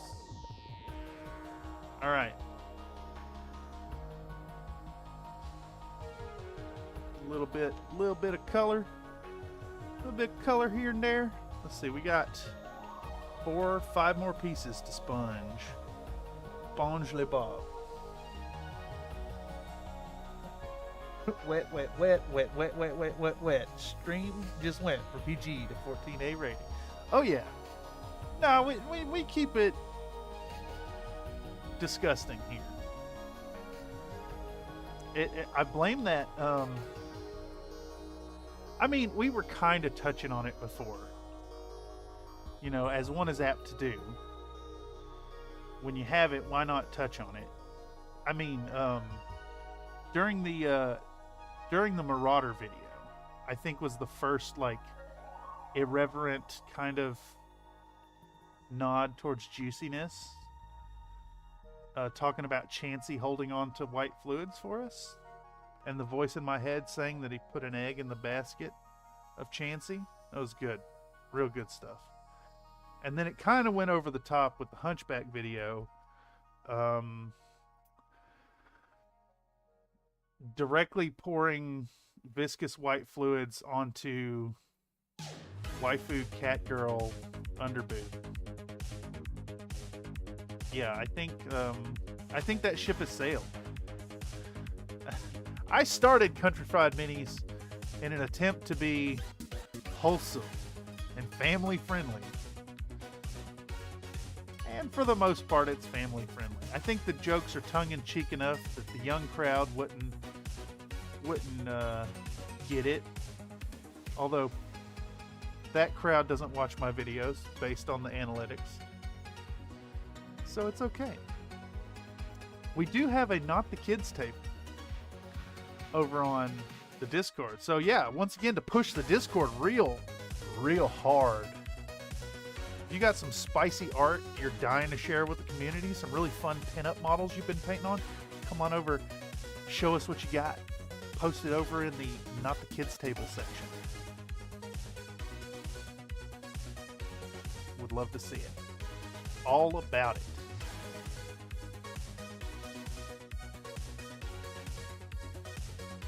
We have fun over here. Okay, almost there. And the cock rocket hidden in the midsection. Yes. I almost instinctively reached up to break that thing in half just to show it off. We might have to hide another one on a project real soon. I started to say we should do it on this one, but this is for a client, so I probably shouldn't paint a penis on it. That would be too much, I think. Even if it was hidden inside the torso cavity where things were glued together and never to be seen again. No. It's a respect thing, you know? Alright. One more part. Yeah, some iconic moments there. Exactly. I mean, that's what all this is about anyways, is making memories. Well, making money and making memories. But money's is memory, and memories is money. I mean, just look at how well nostalgia sells these days. Okay, we're making some serious progress.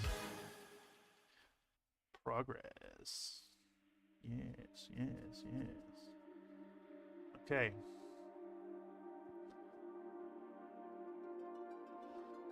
Just about done with this color, I think. There we go. All right. So we now have our sponge 1 done. So we want to move on to sponge 2. Sponge le Bob. And I think we'll move these parts out of the way first because I need to film the next color coming out. Let's get a new side on our towel. There we go. I just got a whiff of like soap, and it's the Vallejo paint. Could always give Hannah a spicy tattoo. Hannah Sharp. Paint up a Hannah Sharp, you say? I do have a couple new spicy models. I picked up this little thing. I don't know what I'd use her as. Maybe like a cyberpunk character? I don't want to focus anyways. Not really sure what to do with it. And then I printed off that useless elf. Who else is up here? I think I do have a Hannah Sharp model up here. I sure do. I think Hannah's a little too ridiculous. Just a little bit. Might be the third pinup we do. I don't know if she's got room for a tattoo. Maybe on the hip there. Fun model. I should have bought one of these in resin, but I got the 3D print files. So, yeah, that's Limbo Division. Most of whose models are too racy to have on the channel at all. Just not gonna happen. All right, Oni Lab time. I gotta go now. Enjoy the juicy stream. Yes, thanks for stopping by, Millennial Model Mayhem. Always a pleasure to chat with you here in the chat. Y'all keep an eye out for streams over at Millennial Model Mayhem. Some really fun and relaxing painting streams happening over there. Sometimes in the morning hours. So keep a watch out. Toss a subscribe over that way.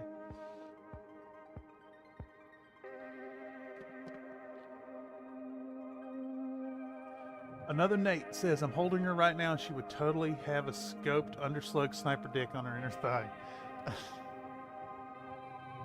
Amazing. Okay, so next color we're doing, we're just going to do straight. We're going to do straight camo olive drab. I like how disgusting my fingers are in this shot.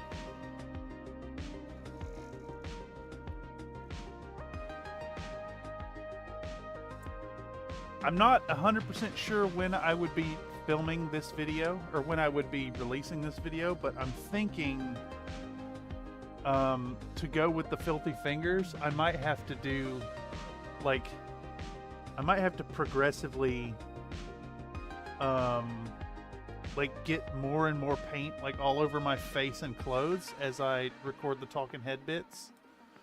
I think it could be really fun.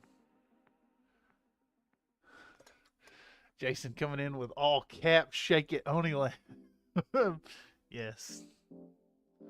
You are indeed Oni Lab's #1 fan. I don't know. I might be Oni Lab's #1 fan. No. No, it's a business-like transaction for me. I shall relent that title to you. As claimed. Nathan says, I wonder when Oni Lab's going to break away and start their own channel. Oh, well, see. Oni Lab is under contract. An illegal contract, mind you. Love his track. I think I may have just forgot to do the album art for Low 5 entirely. Now that I'm looking at it, because it's another low 5 track that doesn't have anything.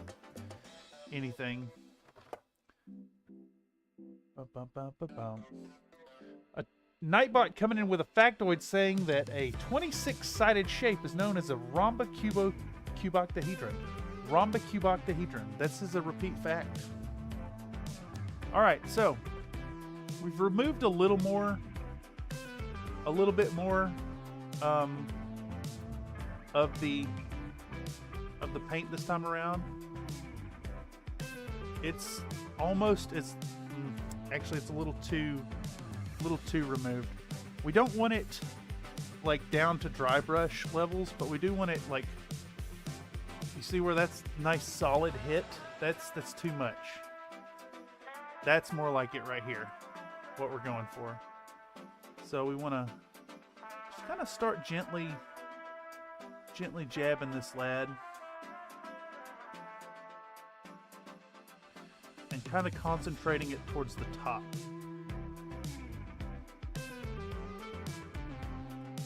And then on the bottoms, we're going to go around kind of the perimeter to get like a reflected light situation going on. Try not to put too much in the center there. A little bit on the back.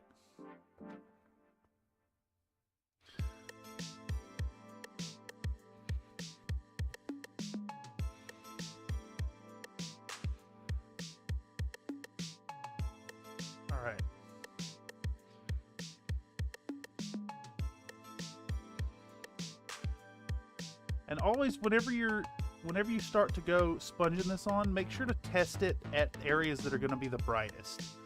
So on these like very obvious upper facing portions, for instance.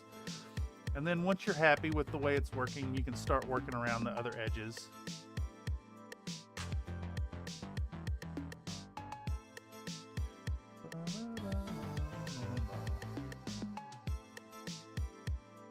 All right.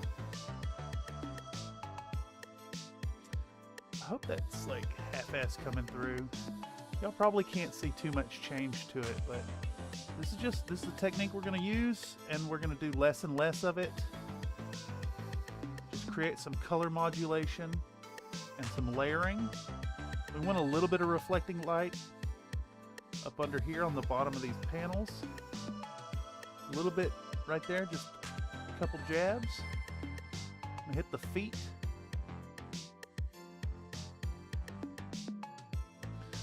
Just kind of using the same logic as dry brushing. Building up ever progressing lighter layers. Kind of want to favor the sharp edges.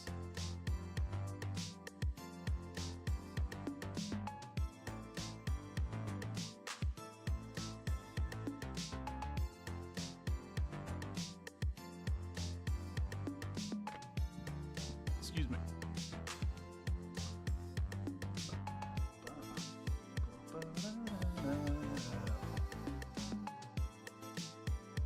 Absolutely, yes. Pick up a cheap camo face paint kit and slap it on randomly between shots. I mean, I do have all these camo colors. I could just straight up paint my face.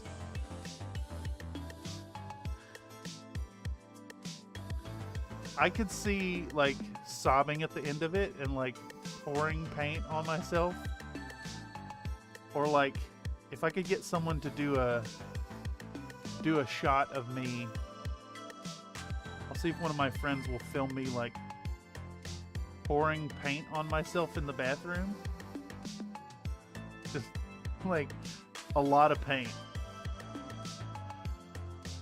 And then get really mad at them and chase after them. And do like a anime freeze frame outro. God, unfortunately, this video is going to be so far out, it's going to be hard to remember this. But these are great ideas. Country Fried Mini's face painting stream, lol. Yes. I mean, I'm definitely trying to ramp up the insanity with each video.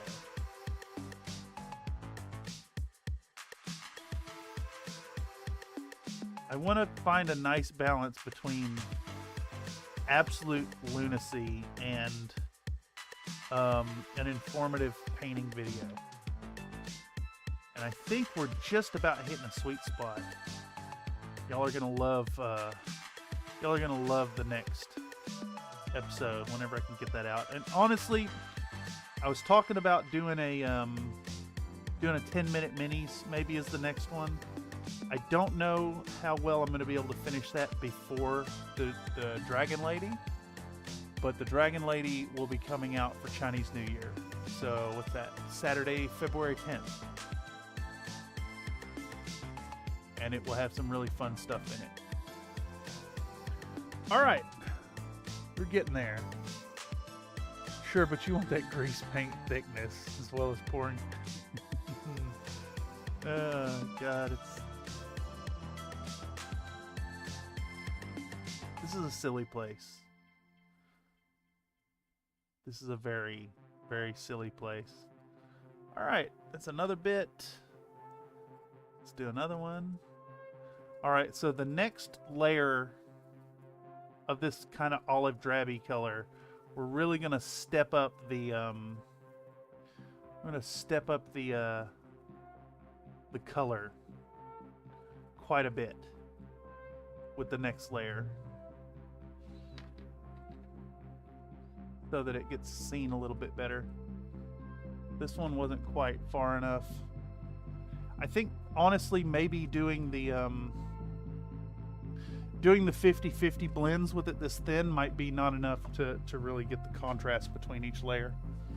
But we're making progress. Flying through this mech at this point. Oh shit. I just put that on full strength. Had to wipe it out.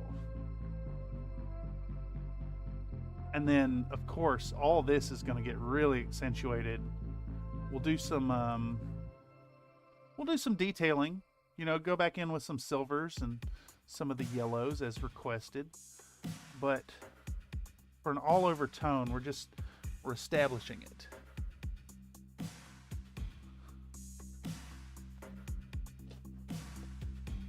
Next episode out in the fall of 2146. Yes. Yes, correct. Check the OOP shelf in the paint department at whatever hardware store you can get to. They always will have a dark green brown. Amazing. Oh my god. I think it's a violation of my lease to like pour a pot of paint over myself in the bathroom. How do you explain that to the landlord? Oh, you see, it was for the content. And they're like, you have 24 hours to move out and pay for this.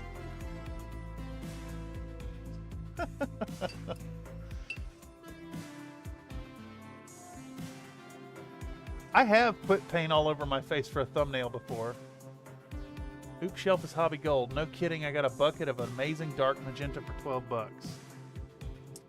Alright, good tips. I think there's a Home Depot in SF.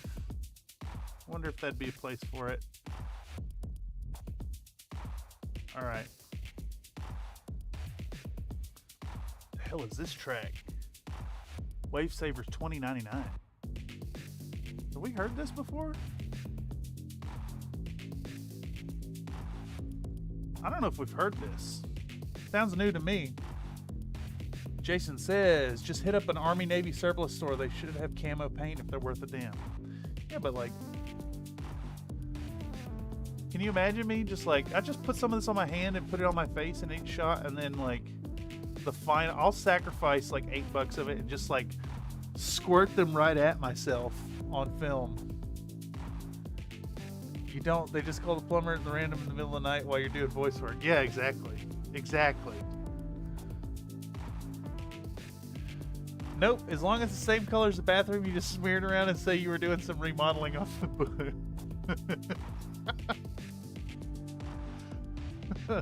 I'm just picturing you, like this whole scene of the friend catching me on film pouring paint on myself in the bathroom, but it's just the landlord for an emergency inspection.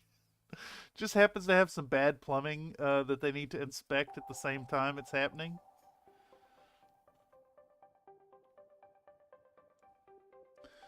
This paint is doing some weird bubbling stuff because of the magnet. I don't know if y'all can see like the bright color that's happening there. It's also not drying. I wonder if I can wick that out. If I can John Wick that out. It's like, it's interesting. It's doing some crazy stuff with the between the binder and the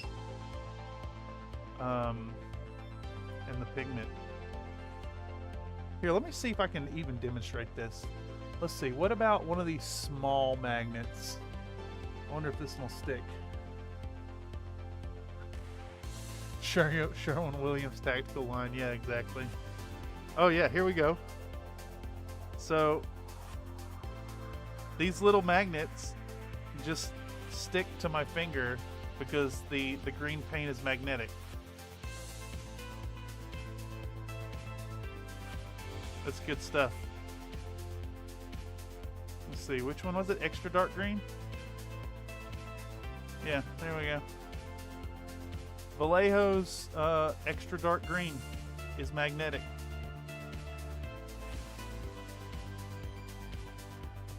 Fun.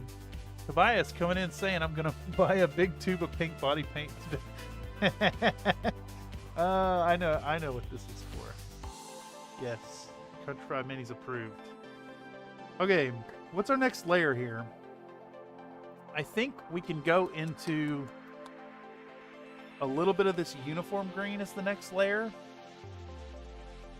I wonder if I have an intermediate, like olivey color that's a little darker.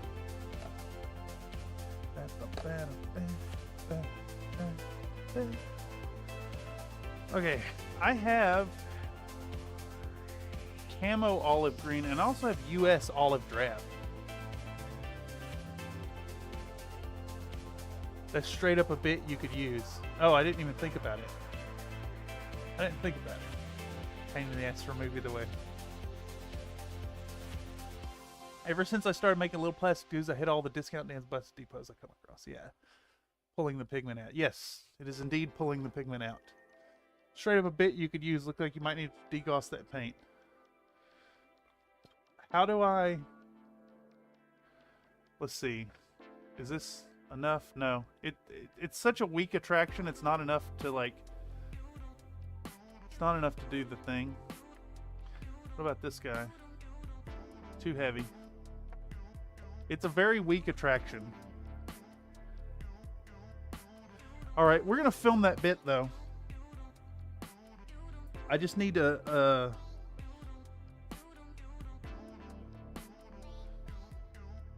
Let's test. Let's test something. If I throw a magnet at it, is it enough to stick? No, it is not. What about one magnet? Is it enough to stick?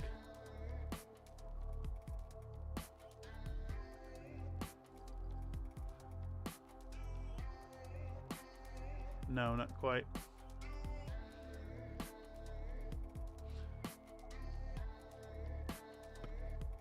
I can't even like set it on my palm.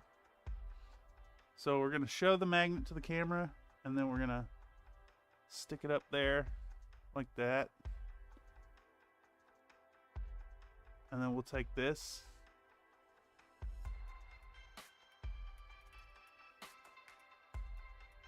And we'll show it to the camera.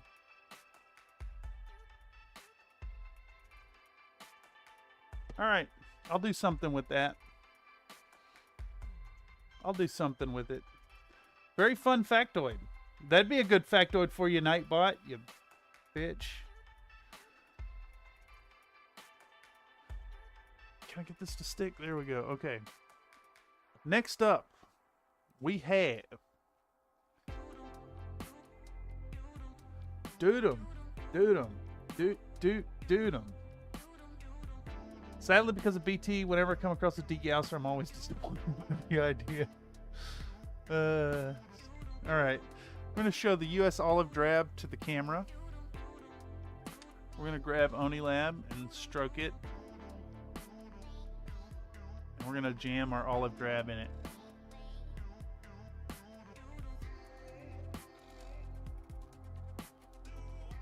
I like that the mixer is walking across the desk and the top is spinning at the same time. Alright. We want our olive drab. Yeah, that looks... It looks light enough. We can make this work. The next one we're going to step up to... Shit, I don't know. I guess the uniform green, but the uniform green is a little bit out of the like olive territory and a little more into the greeny, like it's a little more saturated. We'll have to find out. Mix it up. Put our excess on the sponge before we clean the brush.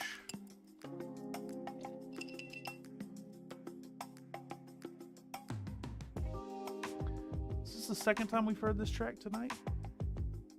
Just one that sounds very similar. Got an industrial degausser around here somewhere. That's insane. That's an insane piece of equipment to have. Alright, so we're going to follow the same kind of logic here. and start jabbing this stuff on, concentrating it towards the top and the center up here, and then on the sharp edges.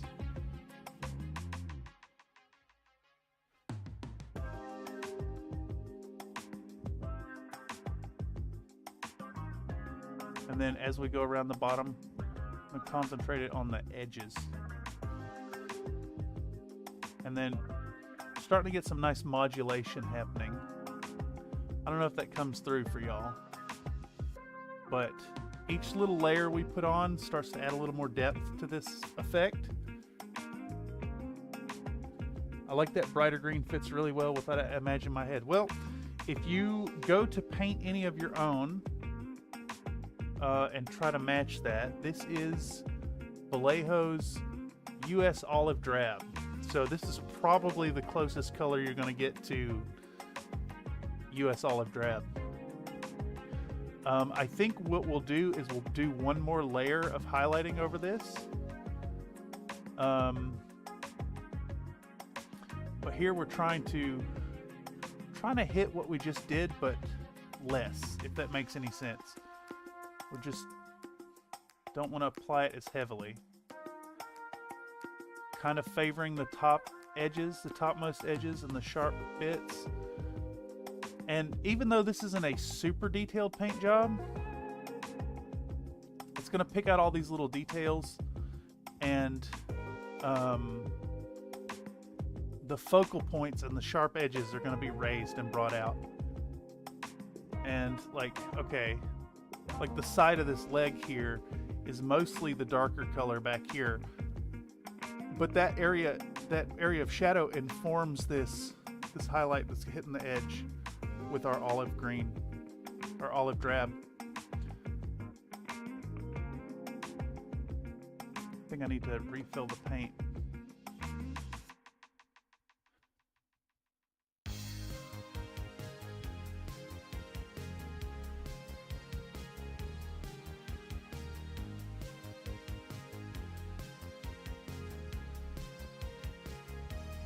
Didn't I get rid of this song? Did I not get rid of it? No, it was Rishko I got rid of.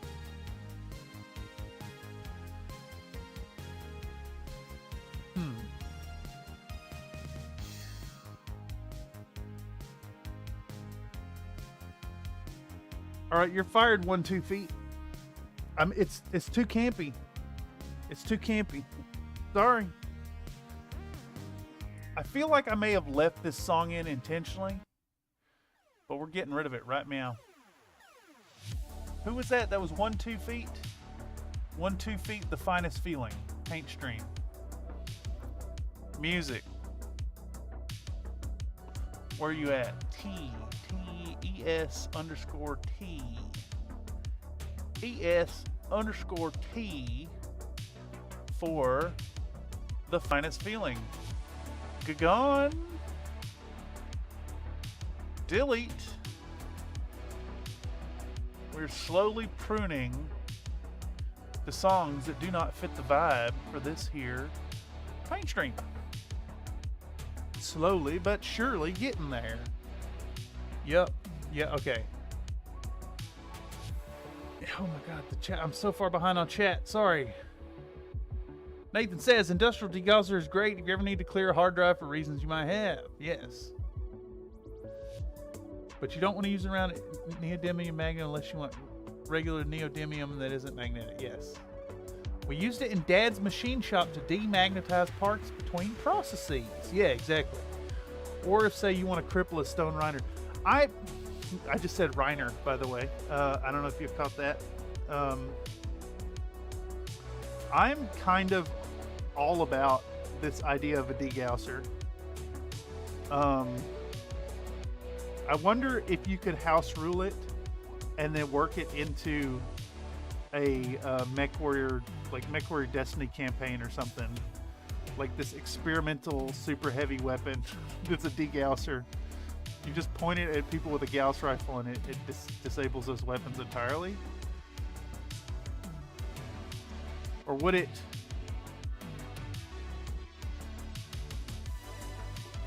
if you shoot a mech with Gauss rifles with it the first time, it'll just deactivate the Gauss rifles. If you shoot it again, it'll overcharge the capacitors and induce a charge in them that will overload the weapon and cause a critical hit. Something like that.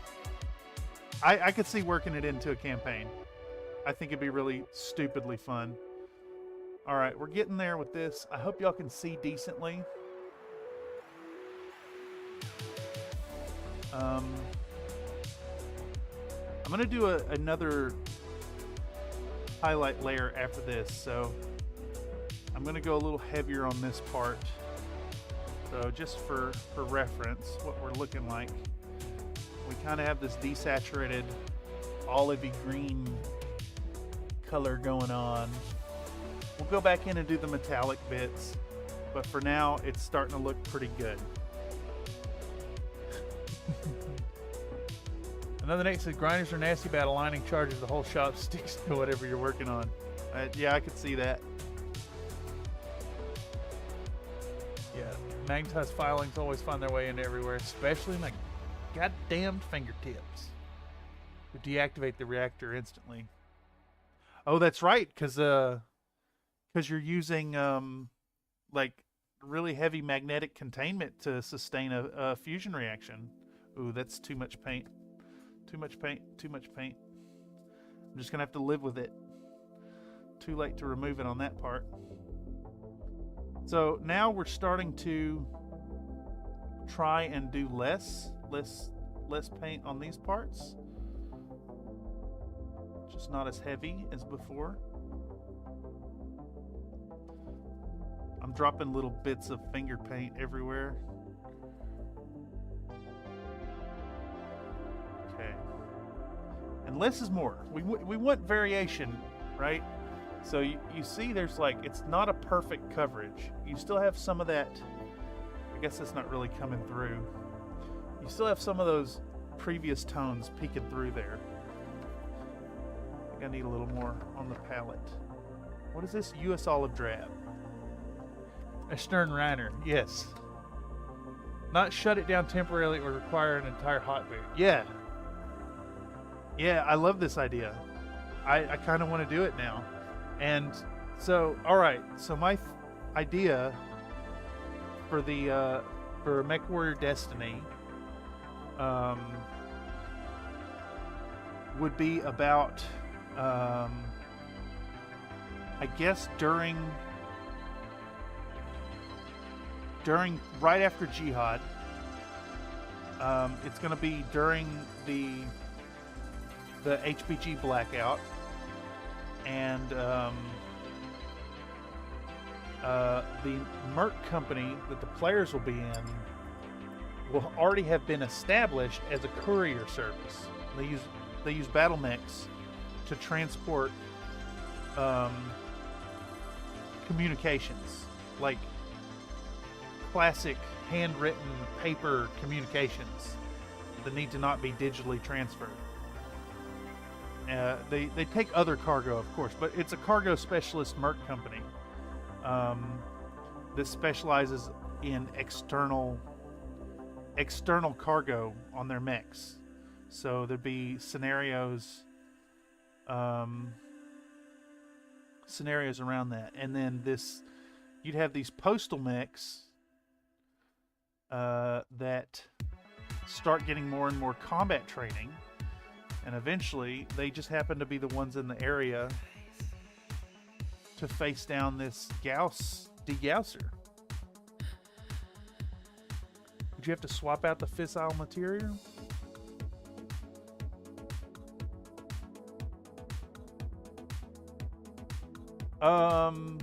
Is it still fissile material? It's fusion reactor, right? It's not fission. Is it still called fissile material? You just need a hot mech to transfuse plasma.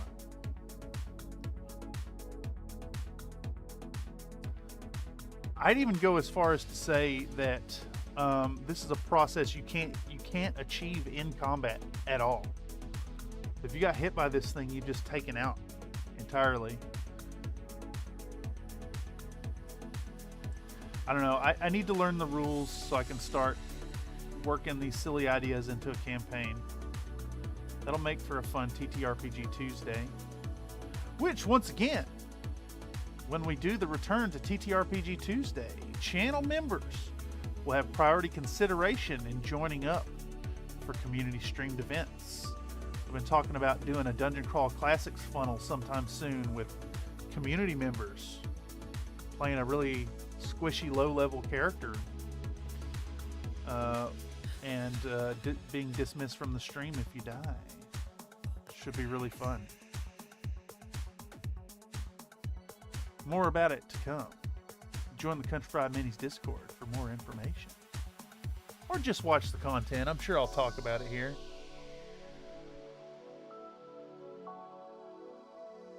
$325 ship for a Frozen Sonic Mini and the Cure and Wash, plus shipping.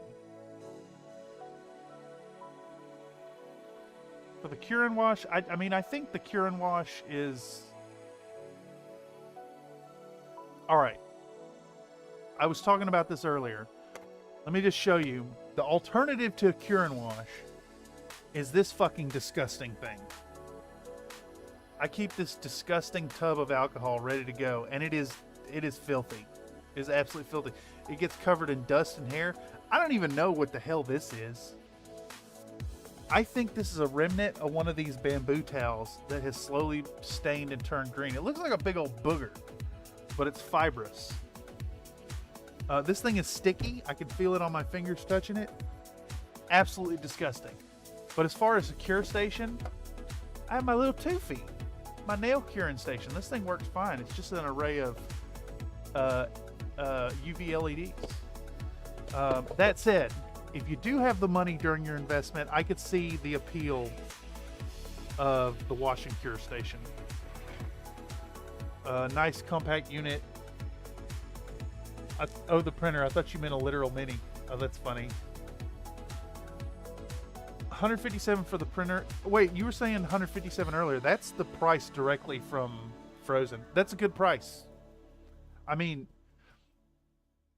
okay, the big thing about the Frozen that I keep praising it for one, I had a hand-me-down one given to me with already over 1,000 print hours on it, and it still works fine. It has a 4-screw setup for the printer bed leveling. And because of that format, like, once you level it and you tighten down them Allen, what do you call them? Hex screws. Once you tighten them down, they're there. It doesn't need as much leveling as my Anycubic photons do, which the photons have like a ball joint, just like a really bad method for doing it. Yeah, it's really good. I have yet to run into problems with it. I've even replaced the FEP on it with cheap discount Amazon stuff. It works really well. Yeah, directly from Frozen and 10% coupon. Yeah, that's a great price. And like, look, just saying, if you were to, maybe consider picking up some commercial licenses for prints and setting up an Etsy shop, you could easily pay for that pretty quickly, especially with BattleTech parts. There's a couple artists out there that sell commercial licenses.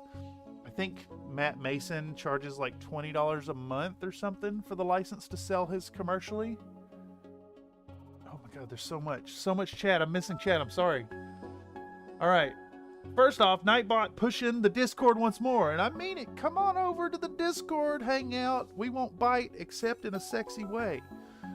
We want to see what you're doing, and by we I mean me and the community. Another Nate says, how about this? The reactor requires its size in minutes to heat up to operating temperature, which means a 360 in its booster would be down for 6 hours. I love this idea.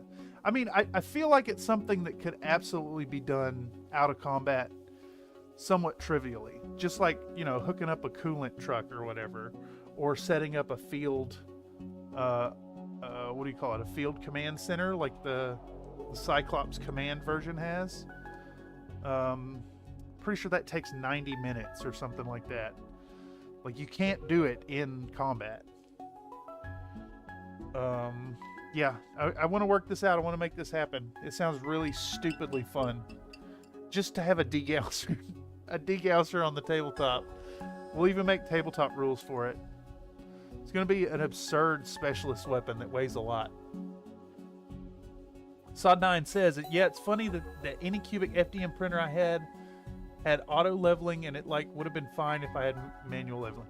Yeah, I'm actually struggling with my FDM printer right now. It's a little off by like a degree or two, maybe 5 degrees, not much. It's off just a little bit, and it's it only affects large prints on the first layer. Nightbot coming through with another factoid saying there's a boss in Metal Gear Solid 3 that can be defeated by not playing the game for a week or by changing the date. Yeah, I know who he's talking about. It's the old man. Is that a fact? Is Nightbot bringing us game facts? Show me the game facts.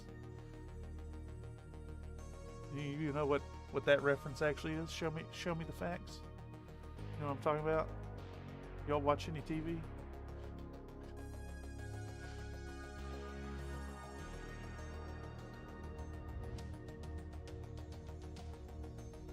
Run it through a coffee filter, at least clean the chunks out. Yeah. Well, I like my chunks. So Sod9 says, I got an Etsy shop with like 15K in sales that I used to run with a business partner. Probably 10K of that went to him long. It was so much work, I think the minis would be more enjoyable, not just chugging along dumb parts. Yeah, I guess I'm just getting at like the Frozen Sonic Mini for $159 is going to print out perfectly serviceable prints. It's not a mono 4K, it's not any of that quality, but it's close enough, and they're serviceable, and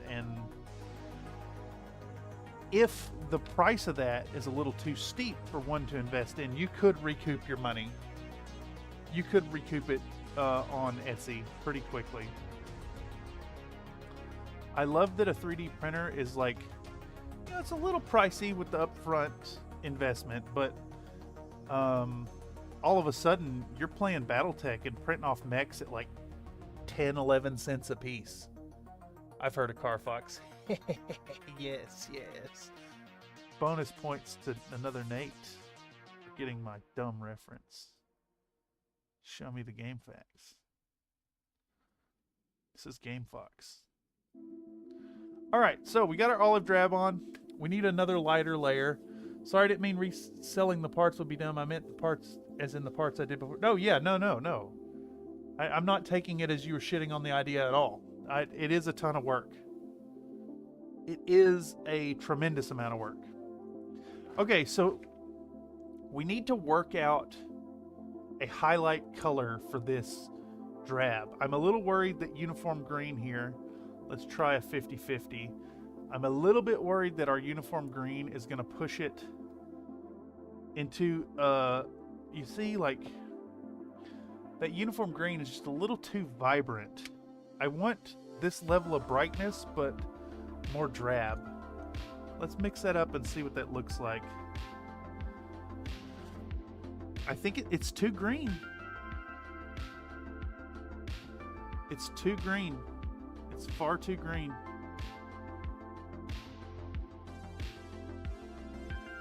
Far too green. Yeah, no, it's too saturated. I need this in a desaturated tone.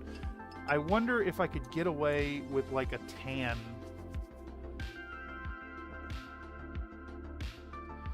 If it was night shift, he'd just use deck tan, and I don't have that color. I also forgot to do our little feller here. Our little Savannah mist. Also needs some olive. Okay, let's see if I got something up here. I bet I do. There's some beige brown, there's some dark sand, tan earth. How about middle stone? Maybe add more of the drab color, 2 parts drab to 1 part green. So I think I hurt myself a little bit by starting with this extra dark green, which is already like a really desaturated color, and moving into the drab through this. Like there's no, these are almost not green. They're almost more of a greenish brownish. Hell, I dare say that dark green's more into the blue territory. I think I have the solution though. I have this middle stone, and I think this is the tone I'm after. It's substantially brighter, but it seems to be way more desaturated. I'm gonna put some down and test it out. I think that's the one. That looks really good. Let's see here. Let's mix in some of the olive drab and see what they look like together. I think we can even get 2 layers out of this. Let's just do like a straight mix of the two. Yeah, I think that's exactly what we're after there. It's still got hints of the green, but it's keeping it more olive tone. And then we can go from that into a little bit more of the color. Check out that blend. Yeah, that looks way better, I think. Looks way better. Nice fun blend there. I realized too that this is making everything really reflective. Yeah, we're gonna go with it. 30-70 mix. Nope. I don't think any level of the mix is gonna help it. It's too green. Isn't deck tan just Mournfang brown? No, I don't think so. I think if you took... Wait, Mournfang brown's really dark. No. Deck tan's kind of like... I'd say deck tan is probably closest to Xandri dust. Kind of like that kind of tone, but even more gray. Or... am I conflating deck tan and old wood? I need to go back through and watch a couple of his videos and just buy those colors. Deck tan is more like Xandri dust. Yeah, exactly. I didn't even see that comment. That's exactly where my mind went. Yeah, it's the right yellow for camo. Yeah. It's more yellow than green. I think the green is just going to make it too vibrant. All right, so we need to move this out of the way and grab our camera. We're going to check our time o'clock. Where's this stream sitting at? 8:35. Holy shit, my phone's about to die. Well, let me plug in my chat machine up here. Charge on. Also, I see there are 13 people in chat right now. Thank y'all so much for taking time out of your evening to sit through and hang out and listen to some chill wave music and hear me expound upon stuff that I have no idea what I'm talking about, or maybe just a little bit of an idea, as we get this model done. Yeah, that might have been me conflating colors I've never seen in real life. I actually haven't seen them in real life either. I'm going off of night shift videos. Okay, so we're gonna hit the video button again. We're gonna get out OniLab. Get out OniLab. I'm gonna take a second here to do the thing. Right here, how do I go into Brio control panel, 65 degree FOV, get it all the way in there. Get it all the way in there.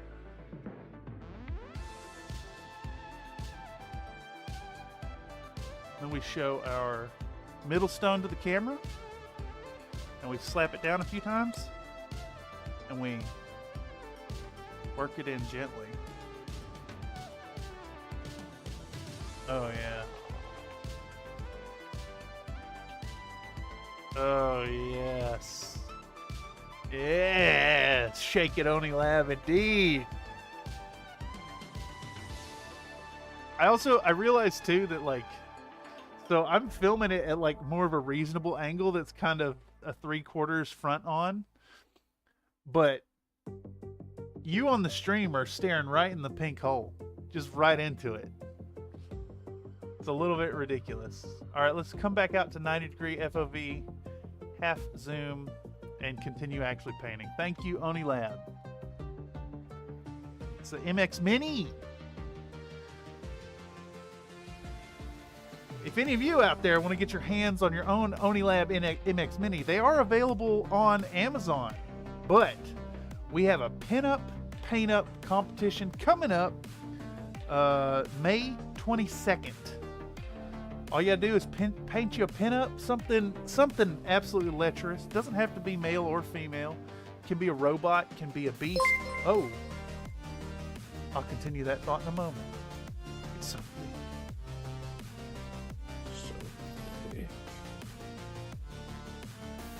Tyler Stembridge donated a $1.99 super chat.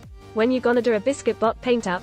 Hot dog 1, hot dog 1, hot dog 1, hot dog orangutan 1. Did that say orangutan? Is that hot dog 1, hot dog 1, hot dog 1, hot dog orangutan 1? Is that what I heard? It's just a little crossed out thing. Also, thank you for the generous $1.99. Every little donation helps this channel keep moving forward. To answer your question, I am not sure exactly when I'll do a biscuit bot. If you can find a biscuit bot, actually, it just hit me. I can paint a hoplite to look like a biscuit. Hoplite to look like a biscuit. Anyhow, what was I saying? Something about, oh yes, the pin-up, paint-up competition. Get you a pin-up model, whatever you want to work on. Again, male, female, robot, frog, space alien, beast, whatever, as long as it's a pin-up. I want you to really, really try hard. We need a minimum. There's a minimum requirement of 15 hours of work on your model. It needs to be the try-hardiest to try hard, display level only. We'll do a vote up in the community, and the winner will get an MX Mini shipped to their door. Worldwide. I'll ship anywhere in the world. So let's see them pinups and celebrate Titania Day this May 22nd. Love to see it. I will not be doing a submission because I will be submitting Titania for that day. All right, so we got our nice color here. Nightbot coming in with a factoid again, saying llamas can be used as guards against coyote attacks on sheep herds. Studies have proven that just one guard llama is an effective protector and can even kill the attacking coyotes. Wait, aren't llamas in Minecraft and they spit at enemies? Did Nightbot play Minecraft and now they think that that's real life? All right. So we're gonna take our, oh yeah, look at that. Look at that jump in color there. But, okay, here's the thing. We want a nice jump in color because we're gonna remove a whole bunch of this paint now until it starts kind of coming off. I mean, I'm already seeing that this technique would work really well to do the shots. To do the shots where my face is getting more and more painted. Actually, I'm already establishing the shots of my hands being the test subjects for this paint. Oh shit, I'm trying to catch up with chat. One hot dog orangutan 1. Another Nate said Pony Lab. I heard Pony Lab. Nope, we don't. Nope, not. Nope. Nope. Not at all. You did not.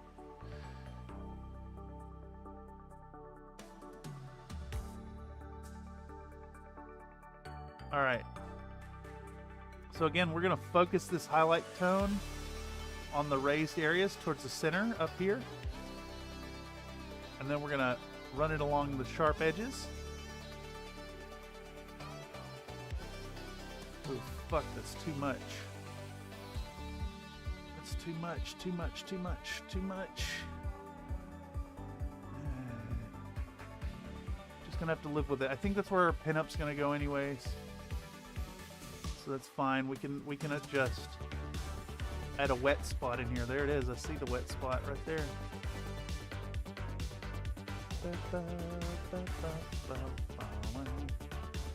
All right, again, working just the sharp edges. There we go. Look at that fabulous contrast this thing's starting to get.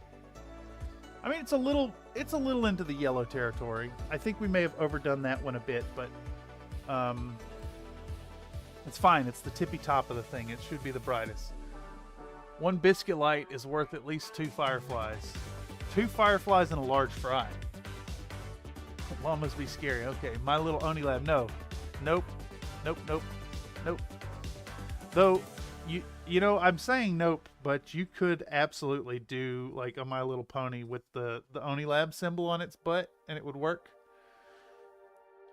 Then when you're all painted up, stick magnets all over your face as you break down. Oh my god, a whole scene of me just like in the corner saying, dark green's magnetic.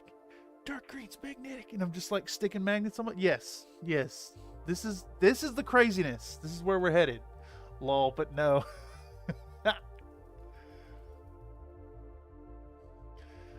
Zach P says it looks great. Oh, I'm glad you're enjoying it. It's coming along. We're gonna add metallics and stuff like off stream. I need to do it over the weekend, and then we'll do our pinup for the Monday stream. And in fact, Monday stream is probably, given how long it takes to paint a pinup, it will likely be the entirety of the stream. We'll talk about it in depth and go through the process, and I'll be cognizant of getting good shots. Kind of treat it like a workshop, I think. I think that'll be really fun and worthwhile. And hopefully with that, and then Wednesday being the All About Oil stream, we should have this commission done and shipped by the due date, hopefully. Lol, but no, yes. Nathan says, I can tell he's out of gloves. Don't feel like I'm watching how to pap smear video right now. Oh, I'm not out of gloves. I got a whole brand new box down here. I just in fact, I don't know why I don't have gloves on, tell you the truth, but like, it is kind of funny, and I'm going to run with it now. We still have too much paint coming off this sponge. There we go.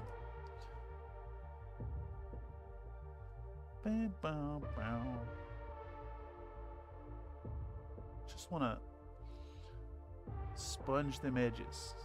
Edge them sponges. I mean, what?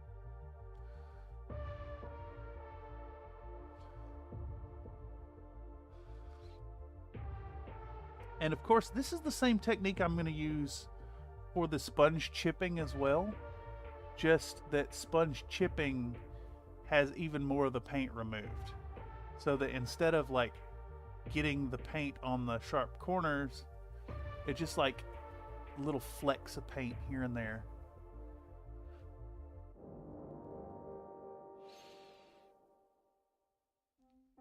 You know, it's funny, I kind of set out thinking I was going to do like a camo pattern on this, but then I looked at the art that was sent for the B17, and it's just a flat color. So we're going to make we're trying to get the max amount of variation in the tone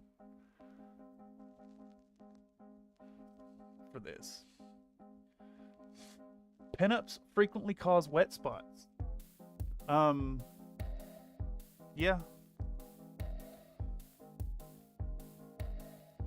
Yeah, you're right. Where are we sitting at time-wise? Am I running out of time? We got 14 minutes, y'all. can I blast through one more layer of this color? I mean, we'll do the middle stone as a very light final pass. And I think that's what we're going to try to aim to get done in this stream. All right, that's 2 pieces. Let's do all the bits.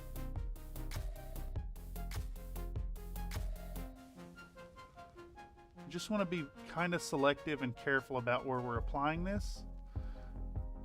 Now we want to think about where the light's going to hit. So sharpest edges, maybe a little bit of reflected light, not much at all. We get some nice variation in the tone. We have so many colors showing right there. All the layers have a little bit peeking through. Let's do one more pass of this color. Nice 50-50. 1 pony lab, 1 hot dog, 1 orangutan, 1. It did say orangutan, right? I'm gonna do it. I'm gonna replay it. I'm gonna replay it. Where's it at? How do I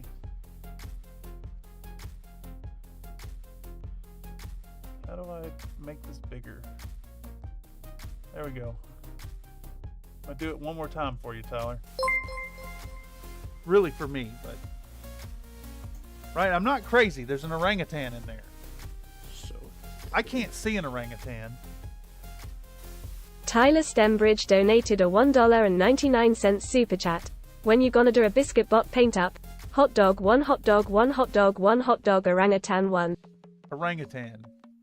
Orangutan. There's an orangutan emoji? Where's the orangutan emoji? Is that built into your phone? It's not a YouTube emoji. I tell you that much.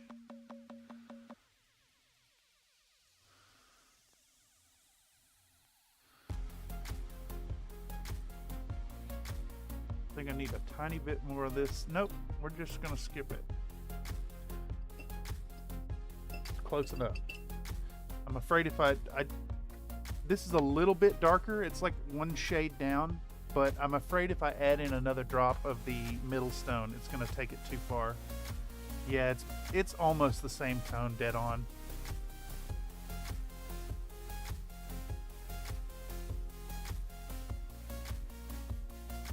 Alright.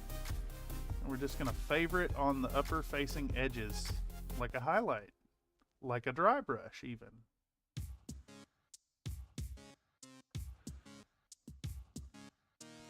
Yeah, phone, okay. Wait, what is that? Monkey, gorilla, and then X'd out symbol that doesn't show up on YouTube chat. Orangutan. Orangutan emoji. I do like that the TTS lady says the name of the things too. Okay.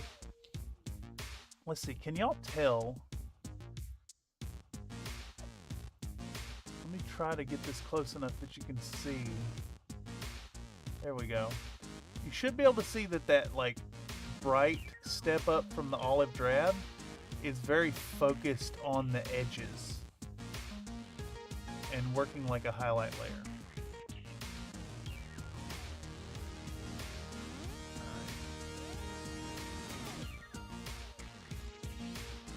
Okay.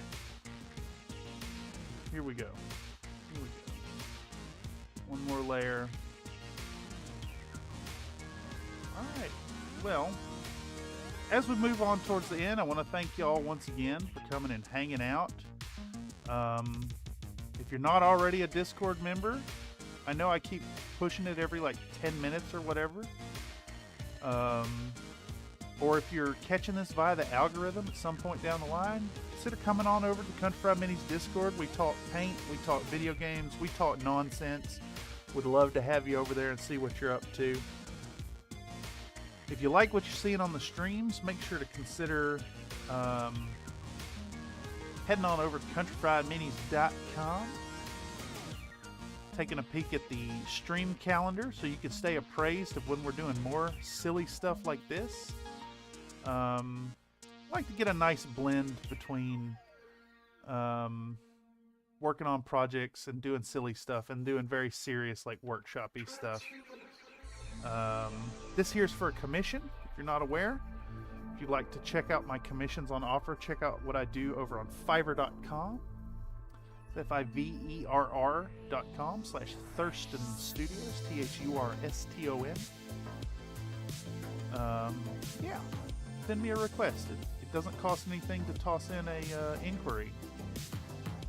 It doesn't have to be BattleTech related, though I kind of specialize in BattleTech stuff. I even have an offer over there to get your very own extra large BattleTech project, like my Hunchback or the 28mm thing. Another Nate says, cat, cat, cat. Black, lion, tiger, tiger, lion. I got kitties and those apes too. Very nice. Nathan sends a little X'd out symbol that I can't see on chat. Oh my god. Nightbot says that there is a Scottish tartan designed for Mars exploration. It was officially registered in 2016 to be worn during Mars science exploration and outreach activities. That, what? But you gotta wear a spacesuit. Look, if you were like sci-fi era, hanging out on a planet, exploring some shit, like you went up to Mars to like relieve a guy from his duty, and he comes waltzing out in his spacesuit with a tartan over top of it, you'd think that man is an idiot, right? Just like a full-on crazy person. I wouldn't trust it. Because you don't wear anything under the kilt, right? So how would you wear a tartan over a spacesuit? Is it just like using the fabric? God, this is too saturated. I'm hoping that I put a little too much here. I'm hoping it comes down with the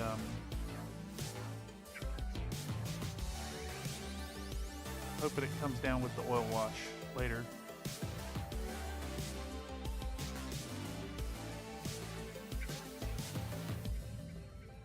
I guess tartan refers to the fabric and the pattern, right? Not necessarily a kilt.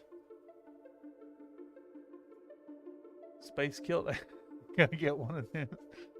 We go into Mars, you wank stay.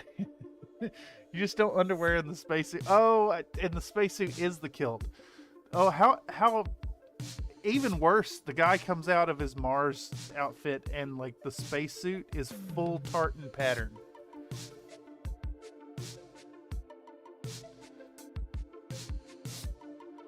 I'd immediately think he was some kind of weird edgelord.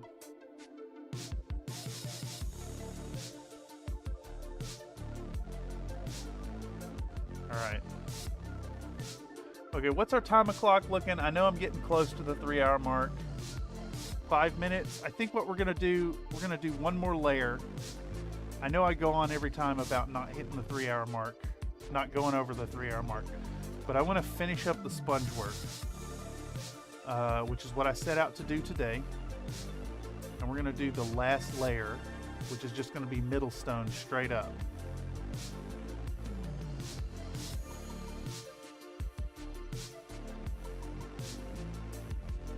I'm using my hand more and more because I'm a crazy person. Also, my paper towel's too saturated. It's not really pulling paint off anymore. There we go. Bing, bing, bing, bing.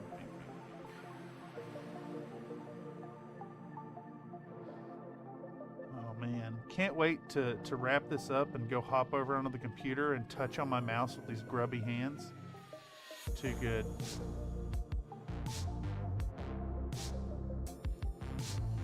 I like the vibes on this track. Who dis? Who dis? Preview, full screen. ELFL Spore Titan. You know, I'm getting a Spore Titan vibe off this track. Giant Mushroom Man.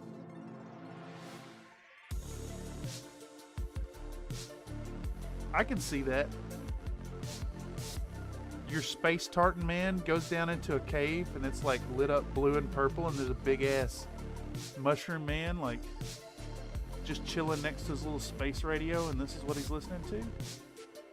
And he looks up at you, and he dips his head, and he nods, and he bobs along to the music. Tosses you a space cola.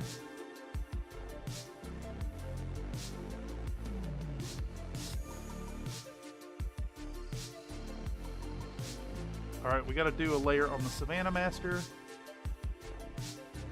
Bing, bong, bing, bong, bong, bing. And then that the wind down there is where you took off your helmet to drink the space pop and you died because you can't breathe the air. All right, let's see. Is there another side of this? There is. Vallejo paint smells like dish soap.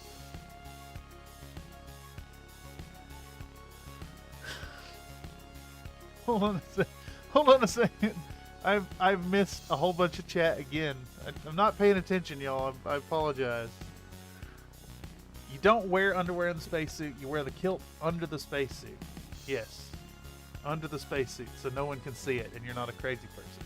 Now you double up on the kilt, one on the inside, one on the suit. You're onto something there.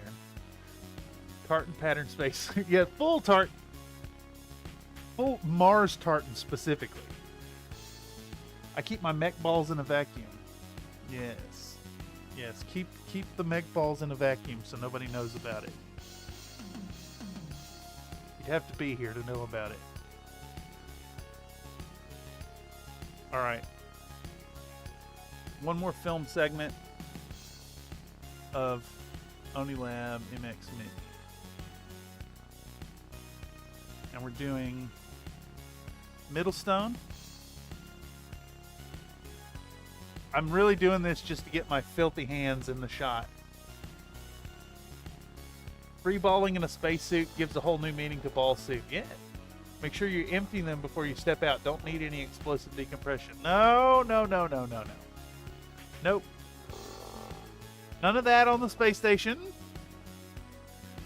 You need that pure untracked aggression to think clearly and make snappy decisions. Can't have any release until you get home.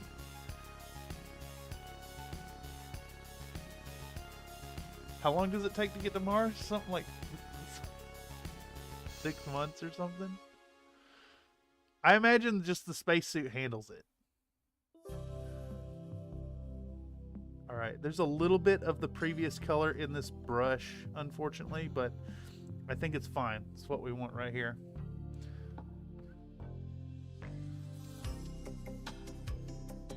Alright.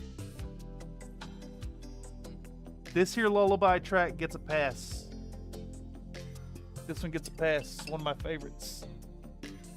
It's my most favoritist of the lullaby tracks. And it's Lupus Night. 0G edging. Foul.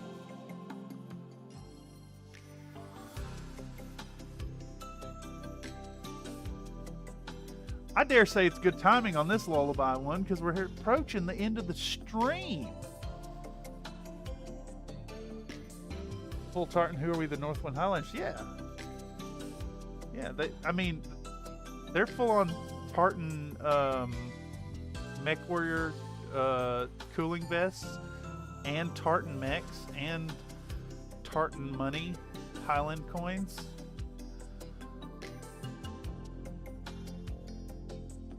Alright, so we're going to be even more gentle about this application here. Actually, fuck. I think this may be pushing it a little too far into the yellow. It's alright. A little bit here, a little bit there. We just need to be kind of conservative about the application. A little bit less. A little bit here, a little bit there, a little bit there, a little bit there, a little bit there, and here. And that's it. That's all it gets. And then we'll do some here. Bink and bonk. And that's it. And this on the shoulder, just on the top. That's it. A little bit here. A little bit there. There we go. A little bit here. A little bit there. That's it. Freshen up. There's a GI flashlight. Yeah, it depends on how far it is to Mars at the time of launch. The position that it could be done in 3 months with current technology. Oof.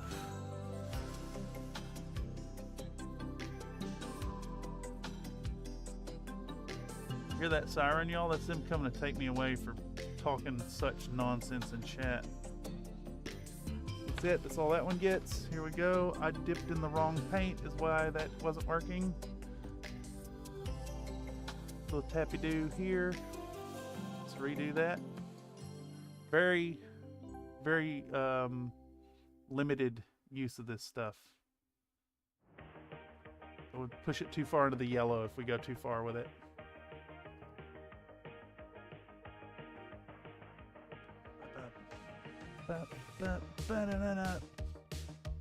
I need to retartan my space kilts. Yeah. Can you imagine missing Mars off an orbital slingshot? I mean, yeah. You just die in space.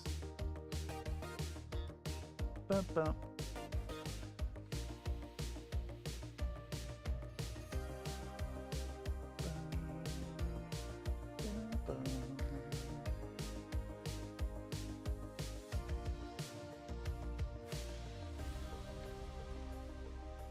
All right, last one, last bit.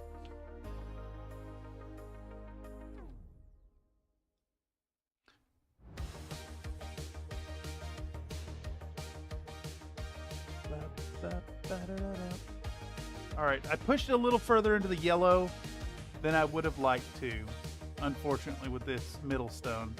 Which is fine. I think it's still going to hold to that olive color. I might have to do a filter wash of like a greenish tone, perhaps. Oh, let's do one of these. Oh, hell yes. Oh, yeah. Oh, yes. Yuck. Death in Space is smortboard for nasal punks. Nasal punks. NASA, yes. Cold Equation, great short story. Check it out. Yeah. I am now wondering what a nasal punk is, though. Yeah, exactly.